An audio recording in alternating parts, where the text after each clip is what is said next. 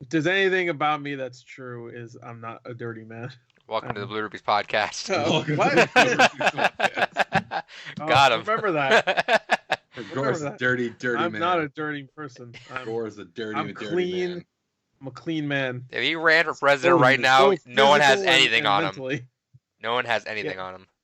Yeah, Reggie and me. Reggie's gonna be my vice president. I just for the first time went and fished out your God of War booing video. Oh yeah, everybody's talking about that again. And I dipped back in there. This guy doesn't even know a fucking PS4. Fat boy. Little eating. Even though I do own a PS4. I know. They could just search. And you had some of your homies come in and say, "Hey, this guy." Look up PS4 on my channel. You'll see an unboxing. I like how if you didn't want God of War, you're an Xbox fanboy. Yeah, even though I wanted Red Dead Redemption, which is not even exclusive to Xbox. And I like how people assume that of you too. How do they know? Did you say Red Dead Redemption 2 on your part? Or did you not say anything? The entire show I said. No, but in that clip. I don't have a clip. That clip, I don't know if they were assuming that you wanted Red Dead 2 to win. I forgot already. But I like how some guy's like, this guy doesn't know that Red Dead's on PlayStation. Okay. How do they know I didn't play it on PlayStation? They don't. Probably it could have just been someone that doesn't like God of War on PlayStation. Yeah. God of War? I played that on PSP. You had some of your people come out and say, hey, this guy took that clip completely out of context. Yeah. I saw a couple people on that. I saw just trades of bad shit comments towards you, and then I saw you. Thanks, man. Thanks, man. Yeah, that's how you get them. You get them with kindness. Mr. Rogers taught me that. Yeah, shout out to Rogers. Call me a piece of shit. I'll be like, yo, shout out to Rogers. Shout out to Rogers. Yeah, shout out to Rogers. Watch his new movie starring Thomas Hanks. Tomorrow. Was that fucking vaping? Was that reviewed well? Yeah. Cool. I'll probably watch that. Instead, you should go watch Tom Hanks' first movie, Mazes and Monsters. It's fucking blast. Mazes and Monsters, man. Great Dungeons and Dragons. Like, to be scared of this movie. This is our video game podcast. Thomas Hanks goes crazy halfway through. Stop calling him Thomas. Yeah, Thomas Hanks, that's his name. I don't know his middle name. Thomas Zachary Hanks. He went crazy, and he goes up to what's the World Trade Center, and he thinks it's like a. I'm spoiling the whole movie. Don't watch it. But he thinks it's like some like fantasy tower thing. Little fancy tower. And then he goes into an asylum at the end, and then he still thinks he's like a character. But he thinks he's still a character from the Pardieu, the holy man. Pardieu. There you go. I'm Pardieu, cleric, and yet somehow gets fucking fly, even though it's on the wizard's fucking spell list. But whatever. It's a terrible fucking movie. It's a horrible movie. It was like a made-for-TV movie, just to make people scared of like role-playing games. Like or shit. It's like what's that one book that is Goosebumps? Popular? Yeah, Goosebumps. No, there's like one book that was like made just to scare you from role-playing games. The Bible. The Bible. There you go. Yes. Anybody else want to say something? Written by John F. Kennedy. John F. Kennedy. Right. He was just like, I'm done writing my book. What's wrong? And then, In the Book of Eli. He was like, oh, I'm bleeding. That's weird. And then he put the book down. He's like, print this. And then this is our weekly video game podcast. Goes up every Thursday. They watch the Book of Eli. We talk video games. Spoilers. News. That's the Bible. Do trivia, but not really trivia this week. We'll do something else. Yeah, doing something else. I didn't do that yet, so. Oh no! Well, you already made your picks when you did your video. Yeah, we'll go through it. It's fine. I have the website up. So. Yeah, that's fine. And I'll read them off too for everyone. And then our monthly Games Gone By segment. It's gonna be Doki Doki Literature Club. That's happening on Thanksgiving. Be thankful. Gotta start it.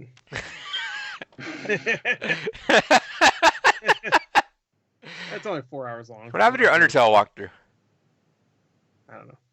It's under a bridge. Don't worry about it. Yeah, so we're gonna do that. We're gonna talk about Doki Doki Literature Club, all about that. Me and Gore playing it for the first time. David's played it before. We'll go through that. Anything else going on? I don't think we have anything else to talk about besides all that news. Oh, that news. Yeah, we got Game Award stuff. Talking about the XO19 stuff that happened. Talk about how Stadia just came out and no one cared. And David wants to talk about fighting games again, even though he talked shit on them all last week for him. But hey. I don't think he did last week. I think it was 2 weeks ago. David hates walls. Pretty sure that was 2 weeks ago. Yeah, nod. Yeah, that's fucking wrong. Last week I mentioned it, like no Guilty Gear stuff, and he was just like, "Oh man, I'm real sad about it," or something. I don't know what he said. But did they just announce the stupid ass title for the new Guilty Gear game? Yeah, and did a character tease, and people have had a chance to have hands. All right, well, there you go. We talked about it. Strike it off the thing now. That's all we get. Besides the 1 minute rant time, can we have 1 minute of Guilty Gear talk? Can we just limit David's fighting game stuff to David? That's his rant from now on. David completely. Fuck you. I pay right. for this shit. Let's. What do you pay for? All the website hosting. I haven't seen his website. I haven't seen his website all year. Yeah, put it on the website. Nobody will look at it. How's the website stuff going, David? I did a little bit of progress on that this weekend to get everything updated now that I can fucking get into my GoDaddy account again. So I'm working on getting us personalized emails next, and then I will be working on setting up the dedicated YouTube channel and a couple other video partners because YouTube is a fucking dumpster fire right now. So we don't make content for kids. Don't worry. Yeah, we don't make content for kids anyway. We have to at least say anything one. Gaming related. That's my rule now. Actually, I have to say it. That's my rule now, by the way, Adrian. I made it personally in my head. Say fuck once. Uh-oh. Did that fuck the recording? No, we're good. Don't worry about it. What happened? Everything blinked for a second. I don't know why. Why did it blink? I don't know. What was your rule? Blinking. Stop blinking. Anyway, I have to say fuck once in a video. So. Oh, no. You know what? Start our video with, this is a fucking video. Fucking video. I was thinking that too. It's a fucking video. you eat the kids out right away, even though you like them. Yeah, but then you can't monetize period because you got swearing in it because it's not fucking advertiser friendly. Yeah. Well, no, if you curse once, they don't usually care. Any cursing gets immediately demonetized if the algorithm picks it. That's not true at all. That can't be true because most of my stuff isn't demonetized, and I curse in the least. You're also not popular enough for the algorithm to pick up on. I don't know, man. My fucking that's not true. I know plenty of people that. Hedgehog There's a really good video series I can show you on this to you guys later. Cool. A video series. Oh, really? A whole video series? Yeah. Like a whole one? Like how many episodes? Like at least one? One. It's not a series then. Fuck you. It's a series. It's one. How do you feel that you can't target demographic your favorite audience? You like kids. What idiot? Shut up. Stop it. Stop saying that. All I say is that I like when there's a good. No, shut the fuck up. Oh, that was gross. You see his hands? Shut the fuck up. I said I like when a kid actor's good in a movie because they're usually terrible, and they make me good cringe. Children. I like good children. Be a good boy and girl. Not weird, just be good. Gore Claus is watching you. No, yeah. Morally, I'm watching it. I like physically. I'm not there. He's not do whatever you want. I can't see you. Oh man. Yeah, and acting wise, I see it in movies. Just be a better actor. Don't be like that shithead kid in Phantom Menace. Don't be like him. Phantom of the Opera. Phantom of the Opera. Don't be like him. Don't be like Gerard Butler. Can't sing. Anyway. Speaking of can't sing, Gore, what'd you play? He was in Phantom of the Opera, the remake. Anyway. I don't want to go first. All right, Dave, what'd you play? I have to cool down after the kid talk. The kid, the kid's kind of pointing the fingers. Up, you know? Fucking usual suspect shit. They're pointing fingers. Stop it. Where's the creeper guys? Me and David just pointing. Stop fucking pointing at me. Stop pointing at the camera. Stop saying I like kids. Stop recording this podcast. I'm done. I don't like kids. I hate kids, actually. Yeah, it's true. Every time your cousin's here, I fucking want to kill him. I want him to act like some of the good actors out there that aren't shitheads and play Fortnite all the time. It was like but yeah. I was talking to Gore when it was like 11 o'clock his time, and I just heard screaming in the background. Yeah, it was 12 actually. It was a Friday I know, night because thing. they were supposed to Friday be or in bed. Saturday night, yeah. All right. I yelled out, "Shut the fuck up!" too, and they're right next to my door, so I know they heard me. Yeah, you were joking. I was like, yeah, just tell them shut the fuck up. Hey, shut up! And they They're stopped. literally, I'm sitting right next to my door, and they're right next to my door, like on the other side, so they definitely heard me. Yeah. No doubt they were annoying me. All right. Hey, what'd you play? Played through Doki Doki again because I want to get that out of the way.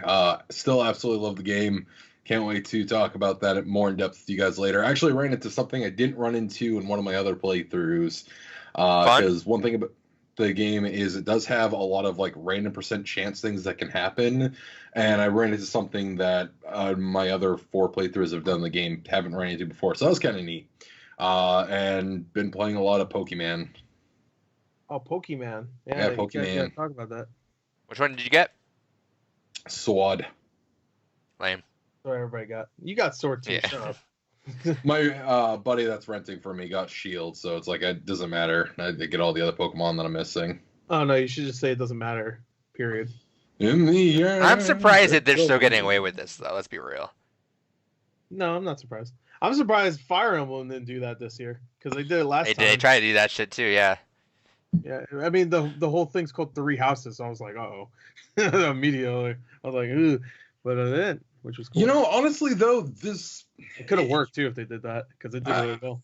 I assume we all 3 picked it up. For at least I know Adrian No, got I it, but I mean, I didn't buy you it. didn't get it. Okay. No, I bought the better game that came out that day. Death Stranding. Yeah, that's true. Another walking simulator. They released a week later. They put more guns in it.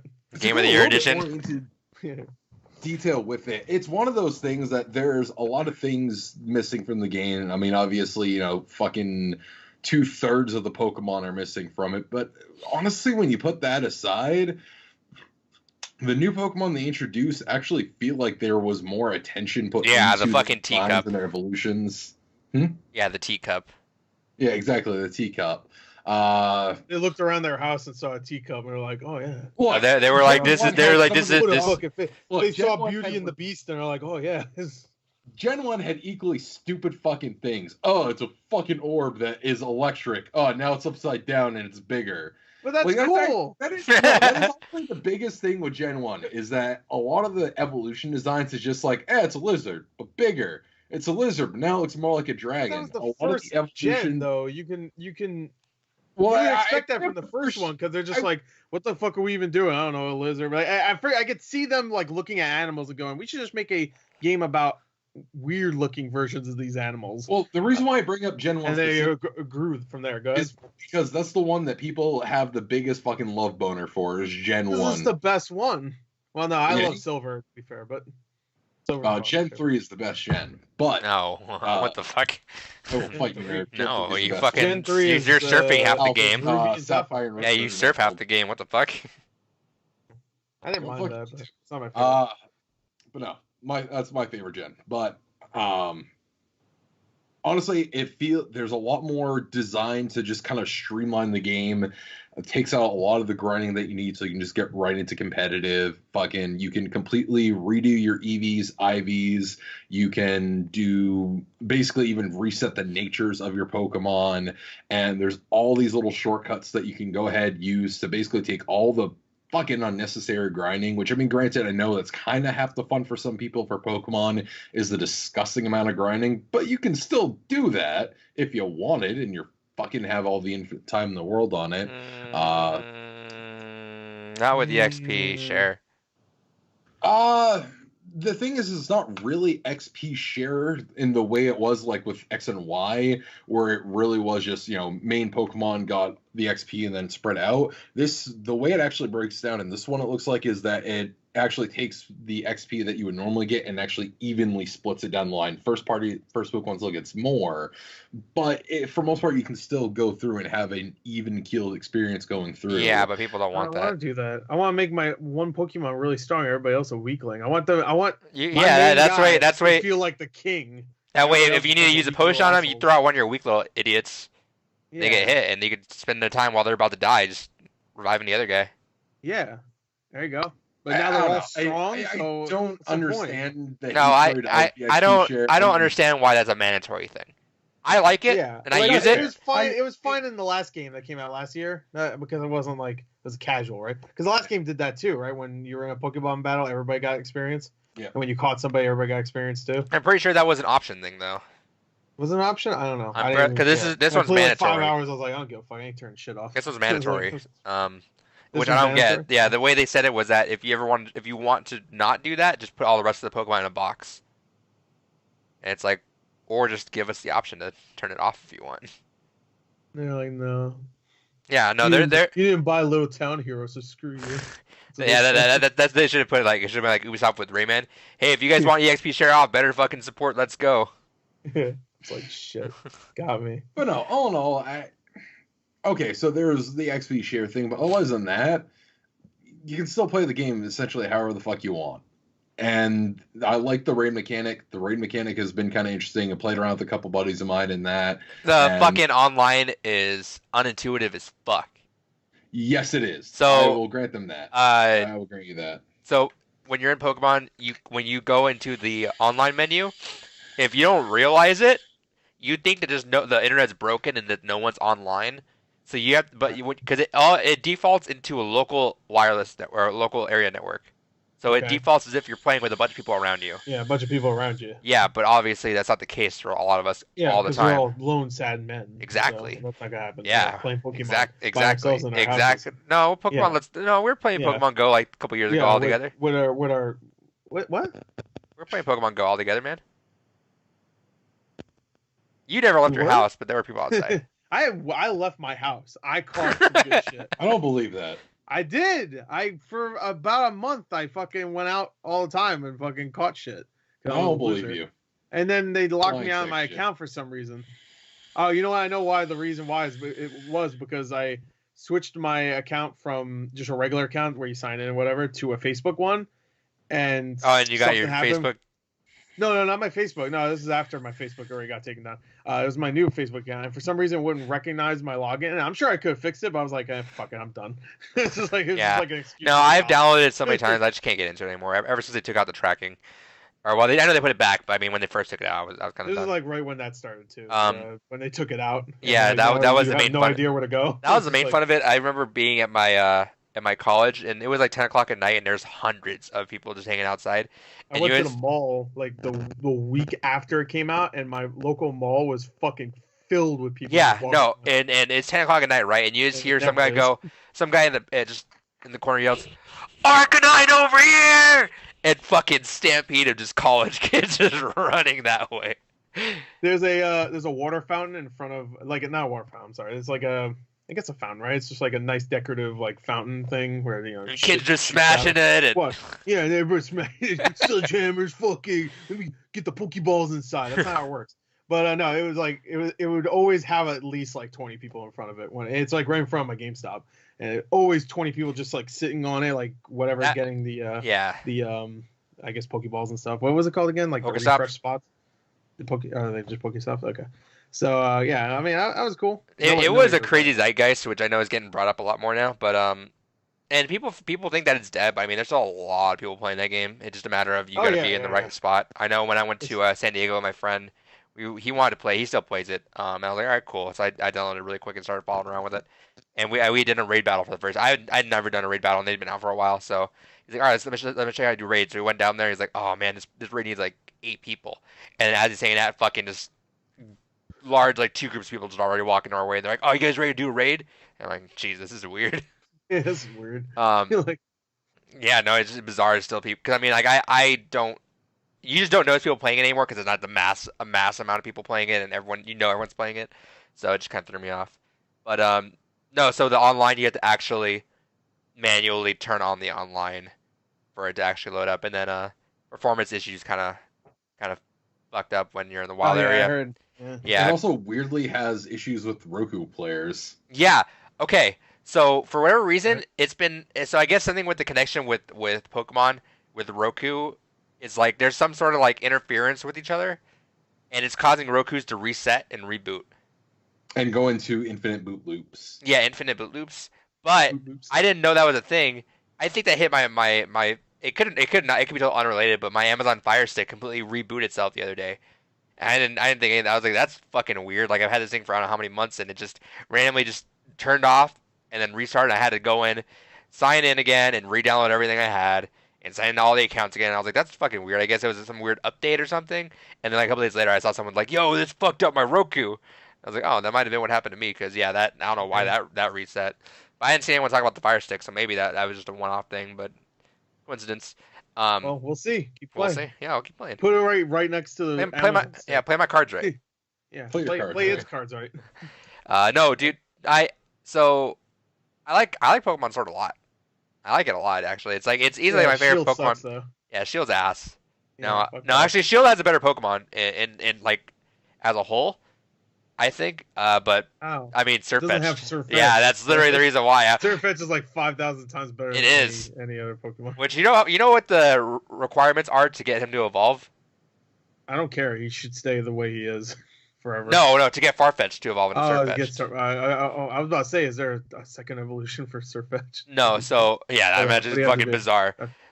He's like he looks exactly the same, except he has like bigger arms. Yeah. Like, whoa. You know he's a fighting type too. Of course. That's awesome. I think he's not even flying type though. He's just fighting. Hell no, you don't use those to fly. I think use those so you die. I think the description is he'll only stop fighting when his onion stick is broken. I'm like, fuck yeah. No, so it's Farfetch'd. You have to land 3 critical hits in a battle. Wow. Okay. But I didn't know they had like things you had to do. Like, well, some of them do. So that one, but then there's a 50% chance when you catch a Farfetch'd that he has this item with him that increases your critical hit percentage by 50% as well. And then if you keep keep leveling up a Farfetch'd, I think when they land at like 55 or something, they get a move that also is a 50% chance of critical. So at some point, you just got all these moves that just critical hit all the time. Yeah. So at some point, you're going to level them up. But I managed to evolve mine today, walk around with Surfetch'd, hanging out like a man. Yeah, because you can have them walk around with you, right? No.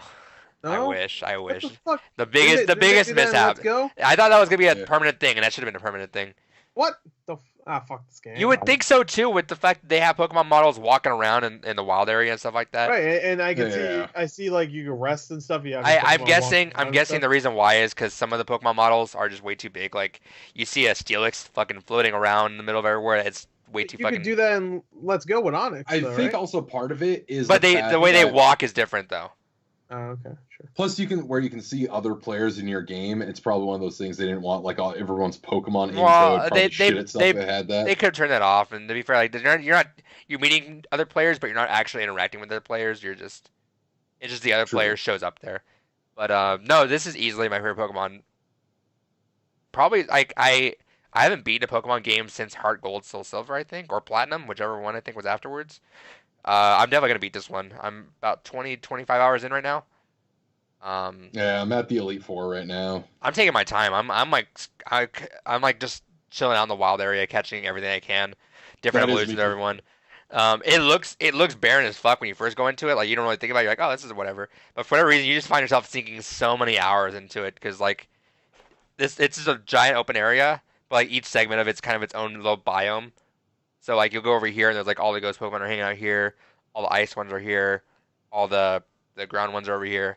So it's cool. So you kind of just sweep around there. And it's cool too because you can know what you're catching. So if you don't see where you're going, you just keep moving on. And it also has random elements for people that like that too. If you go through the grass, you'll see like exclamation mark, and you just gotta avoid that if you don't want to do the random encounter. Dude, it was a fucking nightmare because I pre-planned my team after the leaks came out, and the highest fucking percentage rate of Pokemon in my party was 5% chance of finding them. Most of my Pokemon were 1 to 5% chance of fucking finding them. What the fuck do you have? Nightmare. You get them all? Yeah, I have them all now. But I went with Flapple, Centiskorch. Flapple is the fucking apple Pokemon Gore. If that wasn't obvious, it looks exactly like an apple. Oh, cool, great. Well, that's the base form, Applin, and then Flapple is a worm dragon. How old are you? He turns into an apple pie next. Yeah. Actually, the apple pie is the second option. Wait, no. That's apple pie. It's basically an apple pie dragon. Yeah, that is. Oh, get fucked, Gore. I was making a joke. No, that's real. Thing. Oh, he's a real apple pie.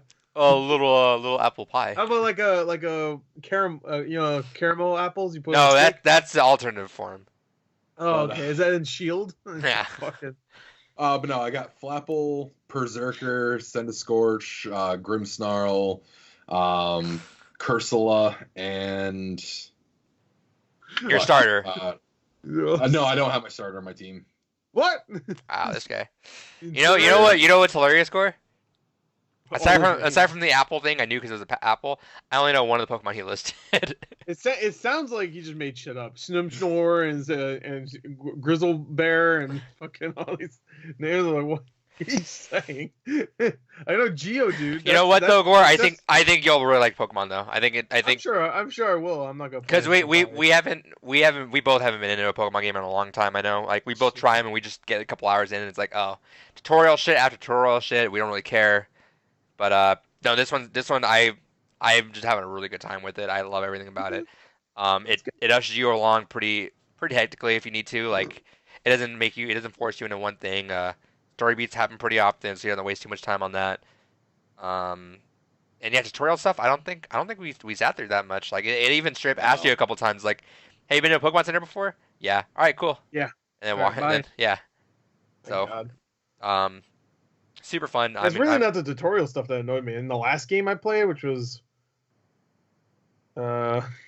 Sun, I guess maybe. Yeah, we both played Sun and like Moon. So much story shit. It was just like it was like tutorial mixed in there, but it was a lot of like, hey, let me tell you who I am. I'm like, I don't give a fuck who you are. There's dialogue in it and there's story stuff in it, but I don't remember it being. It goes quick. Yeah, Dude, it's pretty. Sun. I'm pretty sure it was Sun. Yeah, no, it was. It was Sun. It was like this one kid showed up and like he just keeps fucking talking. It's just like trying to skip through. I don't care. I don't. Yeah, At first I was like, maybe I should read all this, but I was like, no. Now I don't care. You overstayed your welcome. Good day, sir. And he kept talking. Hated it. It was just like, this sucks. Yeah, no. And Ultra Sun came out. I was like, yeah, no, I wasn't into it. And you know me. I when this first showed up, I was like, I'm for sure not getting it. I don't give a fuck about Pokemon anymore. This definitely sparked my interest back into it. I'm having a really good time with it. Cool. I'll check it out. I have too many games right now, so. Yeah, and that was. Yeah, I think and you know what? I think it's really relaxing too. It's kind of one of the times where you're just kind of just going through the wild area and just finding what you want and just sifting through it. It's not a big deal with it. It's a fun time. I'm having a really good time with it. I should have it done by next week. I hope. What else, David? I know we went on a Pokemon rant there for a second. Those are really the only two games I've been playing. Nice. Gore. Why don't you go? Because I have nothing Pokemon related. So I think that's because I was playing other stuff. I didn't even get to Death Stranding at all. I sidetracked hard. I haven't played Death Stranding since last week because I wanted to focus on the other two that I'm playing. But. Yeah. I think Pokemon's the only thing I've been after. I think a lot of hours on that. Yeah. All right, Gore. All right, so I finally decided to go back and start the Outer Worlds again. Yeah. And I've been playing a lot of it. How long is it? I can't tell from now. From what I heard, about 25 hours. But like, if you do not everything, but if you like don't rush through it, just do the story. Having a good time. Yeah, it's a good time. I'm like 12 hours in right now, and it doesn't look like it's like even ramping up story wise. So I might even take way longer than 25 hours. But I'm just like, I'm having a good time. I'm doing all side missions. The world isn't too huge, but there's plenty of places to go to. I like that. I like that a lot more. I like a like jam-packed smaller world versus just an empty. The world is like large it's set world. up in a way where it's like it's more mini worlds. Like you go to one place, you fast travel to it. you're there. It's a very small little environment. There's like maybe a couple of that's like fine a with me. city I like and that a lot. a couple environments. There's still ways to explore, and there's plenty of those environments. But it's not Fallout where it's just like one giant map and you just like walk all around it. It's like mini map, and you keep like transporting because you use your ship to like travel yourself back and forth. Right. The gameplay is fun. The dialogue stuff is great. I think it has probably the best writing for like a role playing game I've played in a very long time. I think it's better than I think the Fallout games that came out. Maybe not New Vegas. I don't remember too much about New Vegas, but from 3 and 4, like the writing in this game is really clever, really funny, and all the characters are extremely likable. Like all the companions are great. They're all great, to the point you have an AI in your ship. And even that character is great. It was just like I was getting like Mass Effect vibes a little bit because a lot of the characters, a little not completely, but they kind of remind me of some characters from Mass Effect. And I would even say like that's fine with me. Yeah, the companions, probably the best companions since like one of the Mass Effect games, maybe Mass Effect 2. Really likable. They have companion missions too, so you get to know more about them. They'll interact with you during certain missions. You can only bring 2 at a time. Which is cool because in Fallout you can only do 1 at a time. And it's fun. It's a simple little RPG. It's like Fallout condensed, but still great. I love it. It's great. It's one of my favorite games of the year. Would you say it's a good stepping stone if I've always wanted to play more Fallout stuff? And yeah, oh yeah, okay. Yeah, because it's way simpler. It reminded me actually earlier BioWare stuff, kind of like KOTOR and stuff. I'm super excited. It's like set up. Good. I've been really excited to play the Outer Worlds. Like it came at such a it bad time. Too. It came at such a bad time. There's a couple times where like it shows environments. I'm like, God damn. Yeah, but it didn't deserve a nomination though. Huh? It didn't deserve a nomination though. Yeah, screw that. Fuck that game. Only Hideo Kojima and who else? I forgot who got nominated. Control. Oh, and From Software for me. Control. It was only 2. Well, no, everybody's saying Control definitely did not deserve to get nominated. Oh, I thought you were saying what did get nominated. Oh no, the ones that people want, like everywhere I look, it's either Sekiro or Death Stranding. There's only 2. Like nobody's even talking about Resident Evil 2, which is really upsetting me. But we'll get to that later. Yeah, we're gonna get full depth in that. Yeah, Outer Worlds is great. But I also started the Star Wars that came out the same day as Pokemon. Star Wars Shield. Yeah, Shield. Pokemon Shield. Star Wars Shield. It's Star Wars Shield. Star Wars. Terrible. Yeah, Star Wars Jedi Fallen Shield. But no, I played Star Wars Jedi Fallen Order, and about 7 hours in, I would say. You're almost done. So I keep swapping between this and the Outer Worlds. That's a good mix. Yeah, it is a good mix because what's funny is both of them space, obviously, but they both have a ship that takes you to different worlds, and each world has like different things to explore. And I'm like, this is perfect. If I was playing Death Stranding, it would be a little weird. This is like it's like the perfect fit for both for these two to come out so close together. But yeah, no, it's really good. I'm not. It's actually. We say it's a good combination, but it's actually kind of weird playing Outer Worlds with all these really likable characters, and then going to Star Wars Jedi where the characters are fine. They're fine. They're not great though. I hope forgettable. Okay, I hope you're not just the main character and the droid that like follows you around. BD1, his name is. They're likable. But all the other characters that you meet along the game, they're just kind of forgettable, and they're like there's one that's like the pilot who's kind of like he's the wisecracking guy, and it's just doesn't really work, and you have like the sensei kind of characters. I hope you're not just spoiling yourself because Outer Worlds is so well done with all that stuff and that Star Wars. No, they're legitimately not great characters, but like no, definitely not. They're not bad. They're fine, but I like the main character. I think he's fine for the most part. It's how's the gameplay? The gameplay is great. Like this is the thing. I love Metroidvania style games, and everybody compared this to a Metroidvania where you have to go and like you can't go here yet until you get this certain power, so you have to go somewhere else, get that power, come back, you can get that, backtrack a little bit, whatever. And it definitely has that, but it really does like completely take from Dark Souls. And Dark Souls had that too, where like you can't go here, so you have to go here and get something else or something, or you're gonna lock a shortcut or whatever. Dark Souls did that a lot. Which you could say, I guess Dark Souls kind of took from the Metroidvania style gameplay too. Definitely. But it definitely does when it comes to its gameplay, because the combat is it's fast, it's fluid, it's good. It doesn't play like Dark Souls, but it has a lot of elements of Dark Souls. Like when you die, you lose all your XP. And you gotta go back and fight that thing to get it back. You have to go back and the cool thing is, whenever you go back to fight, you don't actually have to kill that person. You just have to hit them once. So with this, is it also a good stepping stone to get into more Souls games? Yeah, sure. It's not as challenging. Definitely not. It's challenging enough. I'm playing on a normal difficulty, and it's challenging enough for sure. They hit you, they take a big part of your health away, but you have plenty of ways to block attacks. You can use your lightsaber, obviously. You can use your force push when you get it. You can dodge away. There's a dodge roll button.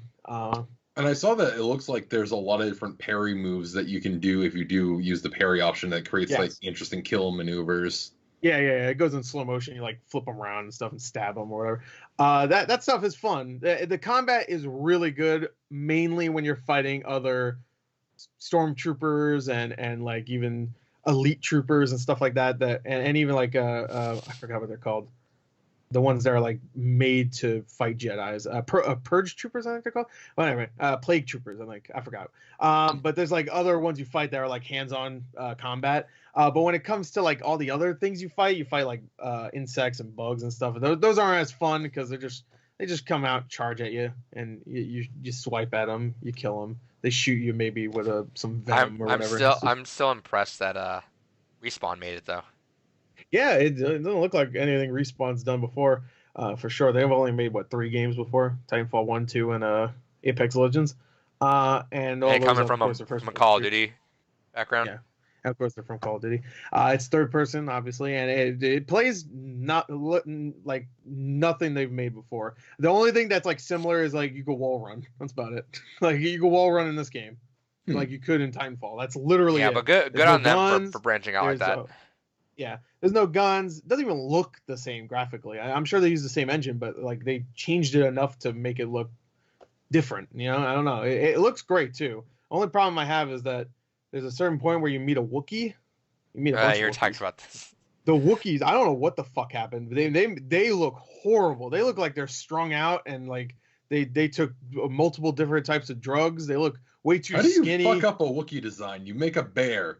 They did the same thing. Limbs. They did the same thing with Battlefront 2. They looked horrible in Battlefront 2 also. So I mean they don't look the same. They look bad. They don't look the exact same character model, so they didn't just take it straight from Battlefront. At least I don't think so. But they look terrible in Battlefront 1 and 2. So I was like, I don't know. They just can't get a Wookiee right, I guess. I don't know. Like, I don't know. I think the Force Unleashed had a decent Wookiee model. I don't remember, but I was like, I don't remember them being terrible. I don't know. They look horrible, but everything else looks great. Character models, environments look really good. There's a lot of really nice, really nice shots of like you just see like a giant Star Destroyer in the background doing something. So it really sets up a good world, and it's really cool that you can flip back and forth between different worlds. You can go to this world if you can't progress further. Go to this world, learn a new ability, come back to this world. It's pretty well done. Nice. It's a fun game. It's not. You'll have it done next week. Yeah, it's like I think 15 hours. So I'll probably play more in the next few days. And I'll probably have the Outer Worlds finished by next week. Matters on how long the anime game is.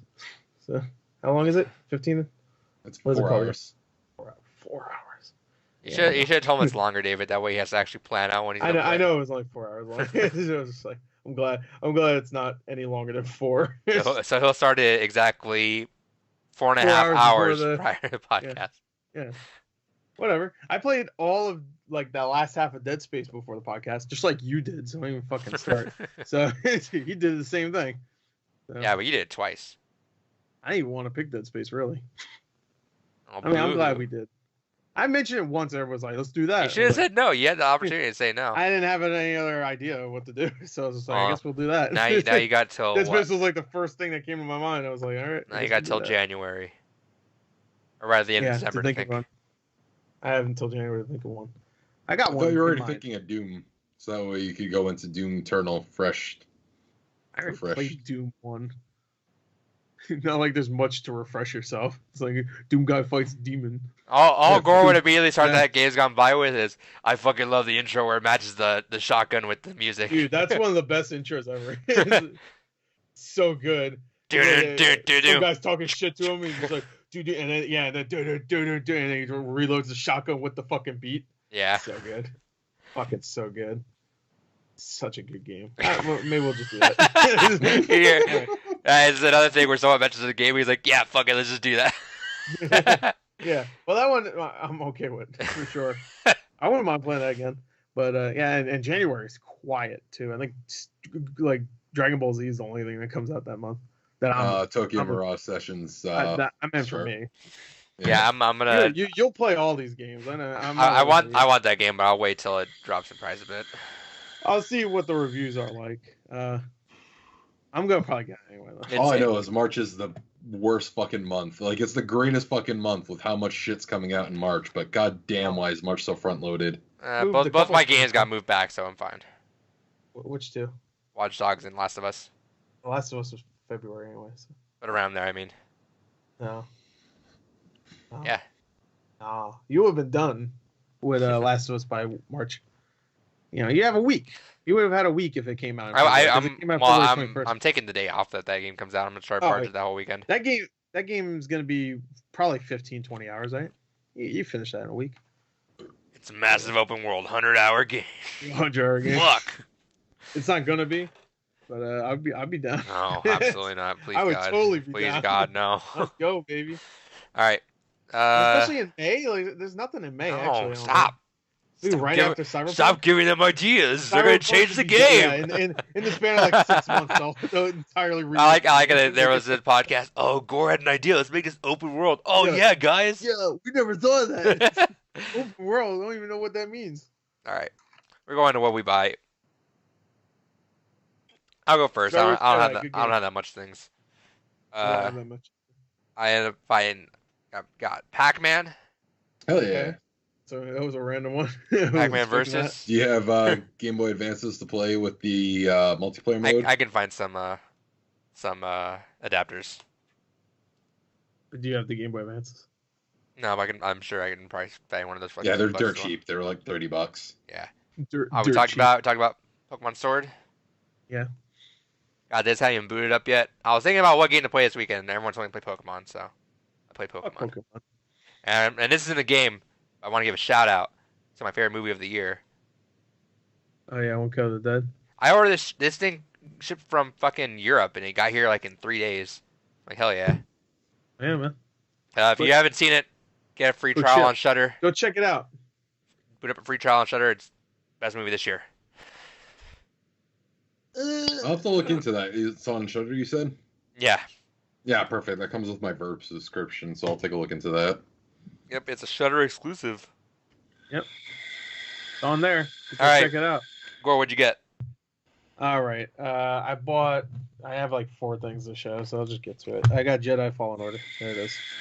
Oh! It's in my Xbox right now. What's in here right now? Let's take. I think Overwatch, yeah. All right. We better take that game out. We're playing Overwatch after. Probably. GameFly had like a sale. It was like, I guess their Vermintide Black Friday thing. Yeah, you saw it. So they had a couple of things I wanted to get. I wanted to get Vermintide 2 because that's not on Game Pass anymore, is it? No, I remember that left really quick too. Yeah. So I got it. It was like tips $10. So I was like, that's not bad.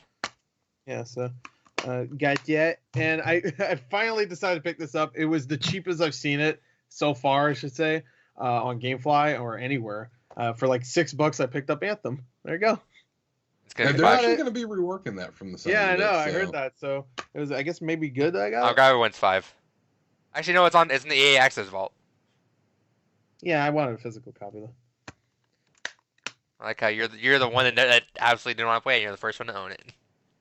Yeah, that's not true. I think David has it, right? No. He was hoping. He's like, fuck. You have it, right? I fucking knew that bullet was gonna be horrible, so I was like dodging that shit. Yeah, I wasn't interested in it either. That's why it took me 9 months to buy it. So at $6. Yeah, at $6 used on GameFly. And I picked this up. This is a offer up pickup. Tomodachi Life. Dude, that game. I remember like that was a week of us just fucking around for like a solid just a week of just us making obscene and just fucking weird shit for like Yeah. that was a fun I still time. remember I made my friend Gerard sing the Dragon Ball Z theme intro. And it was pretty good. There's some good clips on Rock the Dragon Ball Z Z Z Z Z. That's how he said it in the game. There's some good clips. There's one of someone making Gabe Newell doing a Half-Life 3 presentation. That was hilarious.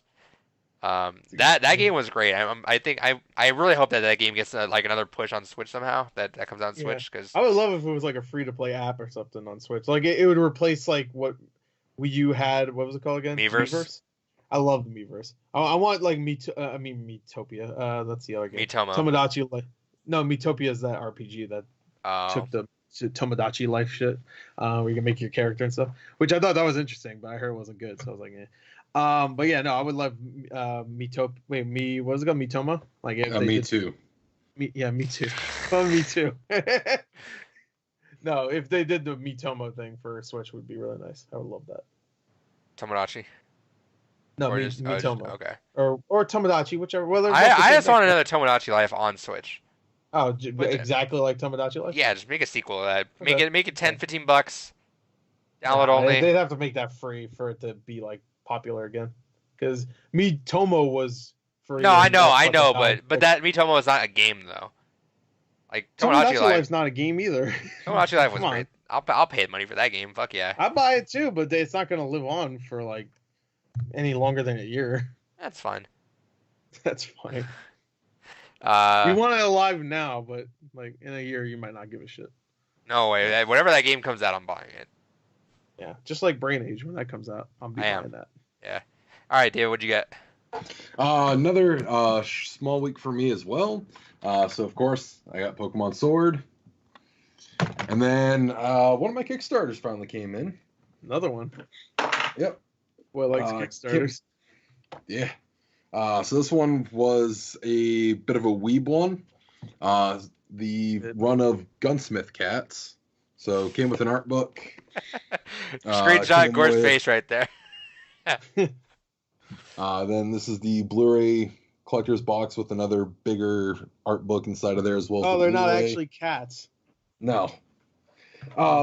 Gunsmith Cats is a anime set in Chicago about these bounty hunters that just go around fucking shit up. It was basically made by a dude who's like, Oh, really? Well, it was made by this guy who has an obsession with cars and guns, and so he's like, I just want to make an anime about cars and guns. Cars and guns. Cars and guns. Cars and cum. But he's like, I just want to make a series about cars. God damn it! All right, move on. What else did you get? And so it's like, where can I set this? In Chicago. So these were some Chicago. of the these are some of the goodies I got. Oh, cool. Kagome. Oh, you cool. You got coins. Oh, coins. Oh, ghoul. That's cool in his language. I fucking hate you all. Did you got Gokumon? Gordon Guild. Gordon Guild. Oh no. Never mind. Don't put my name on it. Anything else? No, that's all I got. I wanted to mention so I've been looking more into it. I really just out of nowhere, because I never actually played the series. What series do you think I'm talking about? It's a series that just got a new installment. That I want. Pokemon. No. Star Wars. No. It just got Call of Duty. Shut up, Ghost Recon. No, you're going too far back. Shenmue? Yeah. Shenmue? I don't know why. Yeah, I don't know why, but like out of nowhere today, that's a great dude. Yeah, but that series is like relaxation sensation station. It's not fair in my head. Dude, that like you think Death Stranding's like a good like chill out game? Just fucking play Shenmue. I didn't know what Shenmue, like I've never actually delved in. Like all I've seen of Shenmue were like the terrible fucking like dialogue and stuff, which I know is the charm of it. That's all the game. Yeah, but I didn't know it was a city sim. Have you seen any sailors? He was like, no, I haven't seen any sailors. I didn't know it was a city sim. I didn't know it was city Huh? sim. I didn't know it was a city sim. Like it's a simulator. You're just going through a city and just like. Oh yeah, okay. So When you said City Sim, I thought you meant like Sim City. I was like, No. I wish. But That'd be but awesome. the comment that got me because there's a comment on Reddit talking about it, or no, it's the reviews for Shenmue 3 came out today, Yeah. and so people were talking about it. They're about as what I expected. Yeah, no, and they were all from fans, which I mean you're getting what you expected, which is fine. Which also, by the way, apparently it like ends on more. Yep, I heard it doesn't fucking like push the story forward almost at all. But- Well, no, but- because the creator already said this game series was planned to be 5 games. Well, that's fine. No, but no. He said they should have. But that's cool and all. But I mean, people wait 18 years. You couldn't push the story a little bit further. People I are- heard, like, it goes people- almost nowhere. people are masochistic where they're either on that or like yeah, why could like the normal people are like that, but the masochistic fans are like, no man, this is his vision. We're going in, all in, baby. I'll wait 18 more years. Like, Yeah. like, oh yeah, Yu No, Suzuki fucking me up, fam. when he originally wanted, he said this is a 16 chapter series, and then he backtracked that and said that like 1 and 2 are chapters 1 through 5. This is gonna be like chapter like 6, and then that he would need 1 or 2 more games to finish the story. And I'm like, whew.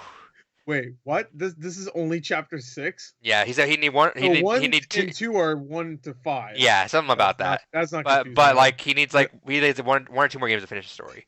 But anyway, the comment that got me. I guess what this proves is that they can make a modern Shenmue game, because graphically looks fine. To be fair, and I think they can get away with whatever they're doing right now. They don't need to be like mind blowing or anything. That's what I'm saying. So this one took way too long, and the money behind it was really sketchy. Let's be real with that. I mean, Shenmue 1 costs like. They did some really shitty things though. Yeah, they did. To the Kickstarter backers. Yeah, they did. Which that sucks. But now the next one could be made a lot easier. I don't think they have anything to prove to anyone. These games are for the fans. Like, no one's out here. I think except for me, out here like, oh, I want to try Shenmue. I say that. Yeah. One of 3 people here wants to try Shenmue now. Yeah, but I mean, I also the reason why it got me was the comment was like, yeah, man, but this game 1 is like not streamlined, where it's like sometimes you have to wait half an hour for someone to fucking show up with a 20-minute window. I'm like, oh, that sounds great, man. I'm actually yeah. There's times where you're like, oh, you can only talk to somebody at 8 p.m. or something, and you look at your watch, it's like fucking like 9 p.m. You're like, fuck, I missed it. So you have to like literally either go home, which takes you time to go and then sleep or whatever, and then you still have to wait until you're hanging out and playing you're just looking at your games. fucking watch like an asshole, just like you're hanging out playing games and stuff. That sounds great. yeah, eating chips, just fucking playing a game on your Switch while you wait. No, I mean like you're in game playing games. Oh, you could do that too. Yeah, you can go, but when you get bored because you have to do it for the 88th time in a row, you just wait for somebody. Then you're like, all right, I'm playing fucking mini games anymore. I might actually balance it off with some Switch games. So those are on Game Pass. Yeah, I downloaded. I already downloaded one a while back. And I wondered why I was doing that, but I'm looking forward to it. And I might grab Shenmue 3 for Black Friday. How long are these games? Not too long. I was gonna say I think they're like 20 to 30. 20 to 30, really? I thought they were like 15 to 20. Maybe he's probably. I was gonna say I haven't played Shenmue since Genesis. I never finished Shenmue 1. Genesis, fucking Dreamcast. I never finished Shenmue 1 because I never had a Dreamcast as a kid. But I finished Shenmue 2, and I watched the movie that came with Shenmue 2. Which you could just do that, I guess, Adrian, if you want to skip Shenmue. No, I'll do it. Shenmue 1 and 2 together are 37 hours. Personally, I think Shenmue 2 is a better game because it has way more. It has like a bigger like place. At least and early on in the game, quality of life stuff fixed up too. Yeah, they fixed a little bit, but I don't know about a lot. But I don't remember the fighting being great. It's more context sensitive, like quick time shit, right? They used to call it context sensitive, now it's quick time. I don't remember that was better in the second game. There was, I think it was more actual fighting, right? Like an actual combat system. I don't remember. Because it was supposed to be a virtual fighter RPG, I think I heard. Yeah, I think so. So they did eventually make that, and it was terrible. There was a small part of me that almost like, oh, maybe I should make Shenmue 1 my game's gone by for December, but I got a game already. That's a good. Decided out for I was gonna say that's a good Christmas game though. You know, chill out during Christmas. No, I was really close to it, but there's one game I really want to do instead that I've been wanting to do since. It's gonna be like not horrible like that. Hatred. It could be like oh no, I thought like Dark Souls or something. Persona 5. Something that's gonna stress you out. Yeah, it's Persona 5. Sorry, Igor. Oh no, I guess I'm not gonna be on that episode. Yeah, I was considering it. Maybe Maybe depending on how much I like. I don't know. I'm thinking that I'm probably gonna barge through if I buy the game for Black Friday. We'll see. There's been a couple games like I know You might want to hurry too, because I mean, a game like that cheap, that will quick drop might go. even more. That'll be quick. That's what I was thinking of too. I might. I'm gonna buy that first and then buy everything else because I'm a little worried. Because I always take so long in my cart. Oh, you mean like no, I mean buy it instantly because that'll be gone. Oh, okay. I think most people, not most people, everybody that wants it right now are most likely bought it already. But there's gonna be a lot of people that are just like, I'll wait until like a week later. So you don't think it's gonna be one of the? Oh, so I thought you were gonna say the opposite words. It'll be one of those games that drops to like $5 eventually. Oh no, I don't think so. Not even the Shenmue collection. I don't think dropped that bad. I think it's still like $15-$20. I have the Best Buy Elite thing, so hopefully that just shows up early. I mean, I guess Shenmue 3 could drop to $5. Yeah, we'll see. I might barge it. And then I also, because of all the stuff that's going on, I'm definitely got control on my list for the holidays as well now. So it was just on sale at GameStop for like $27, I think. Yeah, but I mean, it's like I'm not gonna play it right now. Yeah, so I'll save a couple bucks. It's like a 12-15 hour game. I probably should have since I have the credit for it, but I'm sure GameStop will probably have it for Black Friday anyway. I'm grabbing Sekiro, Control, and Concrete Genie for Black Friday at GameStop probably. If they ever fucking announced their Black Friday deals, Lord knows we're fucking. They did. No, they announced the pre-sales. They had their pre-Black Friday sales. We're still waiting. We're 1 week out now. I'm assuming after the pre-Black Friday sale, they'll announce their actual Black Friday sale. When's the pre-Black Friday end? I think Saturday. Oh, is it going on right now? I think so. No, it's on Saturday. I think it's only on Saturday. Okay. I thought that's what I read. Maybe it's this weekend. Yeah, I just assumed Saturday because that's when their Pro Day thing is, which is only on Saturdays usually. Let me see. It's not just a Pro Day thing though, right? No. I think it's Black Friday. It's just their pre-Black Friday. I'm pretty sure it is. I could be wrong. I'll look through it. I thought they called it pre-Black Friday sale because I think most of those deals are all deals that Best Buy and everybody else has. I'm assuming GameStop will, like the $10 PS4 games like God of War and all those, the select games or whatever, or hits or whatever, the greatest hits games. Yeah, because I'm probably picking up the God of War for $10 because I've been wanting to play that. That's some good fucking deals. Have none of us finished God of War? Nope. I haven't played it yet. No. Wonder what. No, that's definitely not going to be it. I have one game that I for sure want, and it's short, so I might end up doing 2 games for next month. Tears of War. More like Tears of War. Tears of War. All right. I think I know what it might be. I'm not gonna say that. I'm pretty sure you know. Yeah, I think I know what it is. Play your cards right. Well, if it's gonna be that, all right. If it's the game I'm thinking of, don't point. If it's the game I'm thinking of, then shouldn't you have a second game? Yeah, that's what I'm thinking of. Yeah. So we're still. Might as well just say what it is. It's very obvious what it is. Unless it's not Persona 5. I have no idea. Oh no! I want to do 2 games now. Persona 5 and Witcher. You fucker. Wait, if it's that game, that's not a Christmas game. I'm not gonna feel Christmas cheer while playing that game. I'm gonna feel Christmas jeers. That's bad. I don't want that. No, we'll see. We gotta figure out the rule. Like, what do you guys want the rule to be? Like, if we do a short game, like a 3-hour game, does that person pick like one for the second week, one for the 4th week, or like, what are we doing there? Because I don't know if we want to do that or if we. I think we can. Actually, Doki Doki would have been the perfect opportunity to kind of exercise that rule and see how well. Yeah, that's why I didn't do it right away. But I'm still considering like, whether or not we do that. But it's good that we didn't do it for Doki Doki because there's so many games that came out this month. Yeah, that's also the thing too. Is I also don't want to like force us to commit to 2 different games. Yeah. In a month because that's hard. Especially when the next few months are going to have a lot. Maybe we shouldn't for now.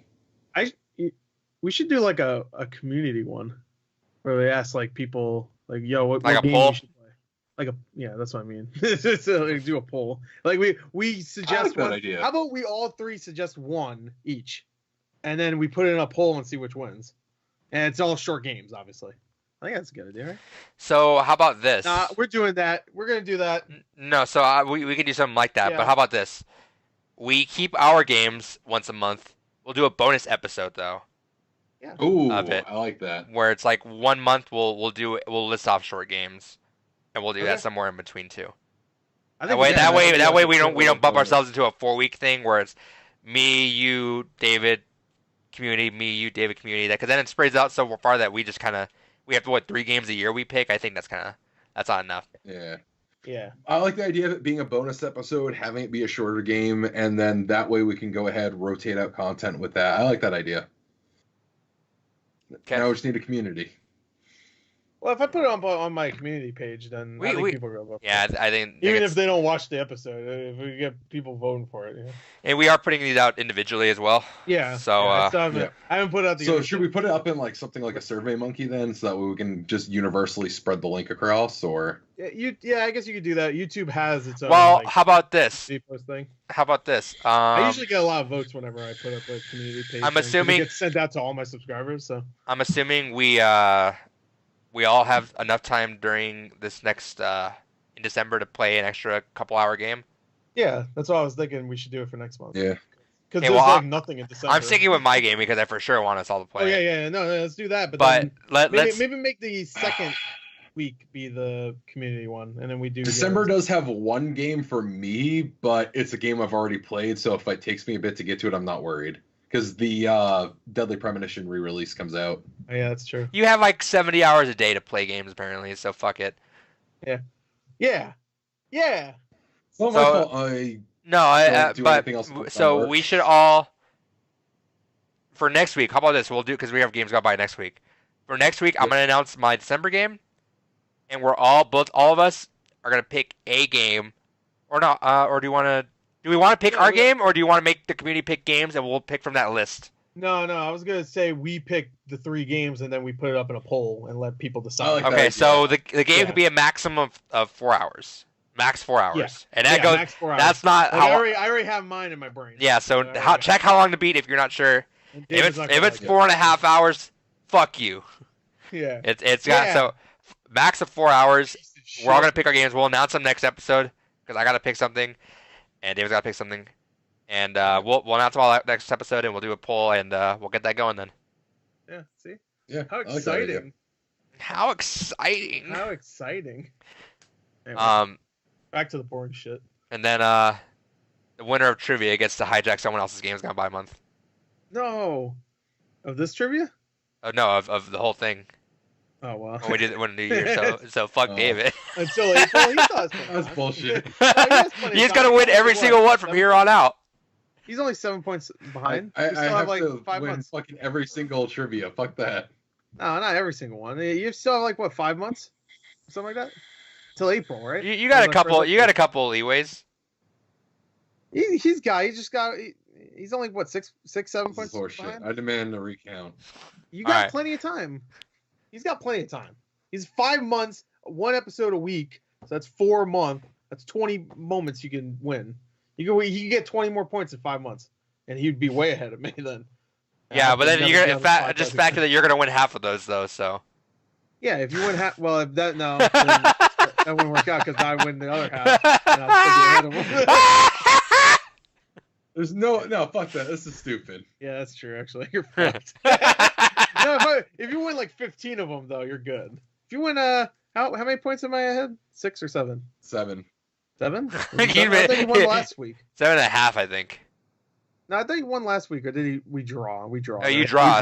We're gonna. Never give us the we'll do tiebreaker next week because I was gonna do something, but we have the Game Award stuff for this week. 2 weeks later, we'll have a tiebreaker. That's how we play, man. Also, but also at the beginning when we first started doing trivia, there was more than 1 point at stake every week. Yeah. So points are becoming more scarce, man. It's like the economy, man. Hard to get some points. Yeah, man. It's hard, man. You want extra hours? Sorry, can't give it to you. Better study your trivia more. Yeah. Study your trivia. He just drops on you randomly. All right. Speaking of trivia. This week we're doing something different. We're doing we're gonna put this point in a time capsule. Yeah, this is gonna be both trivia and news because this is news also. Yeah, I almost kicked out one of David's fighting games, but I figured I can just lump this in the news. Nah, give it to him. Look at him. He wants to talk about it. He's hungry. He's hungry for some fights. I tell David at the beginning, I'm like, like a couple weeks ago, I'm like, all right, David, we need to start limiting down these news stories, keep them to prime news stories that we can all talk about. Because David's like, you know what, I agree. Sometimes I say a news story, no one says anything. I'm like, cool. So we're just gonna make sure we pick just the strongest stories we can all talk about. I see.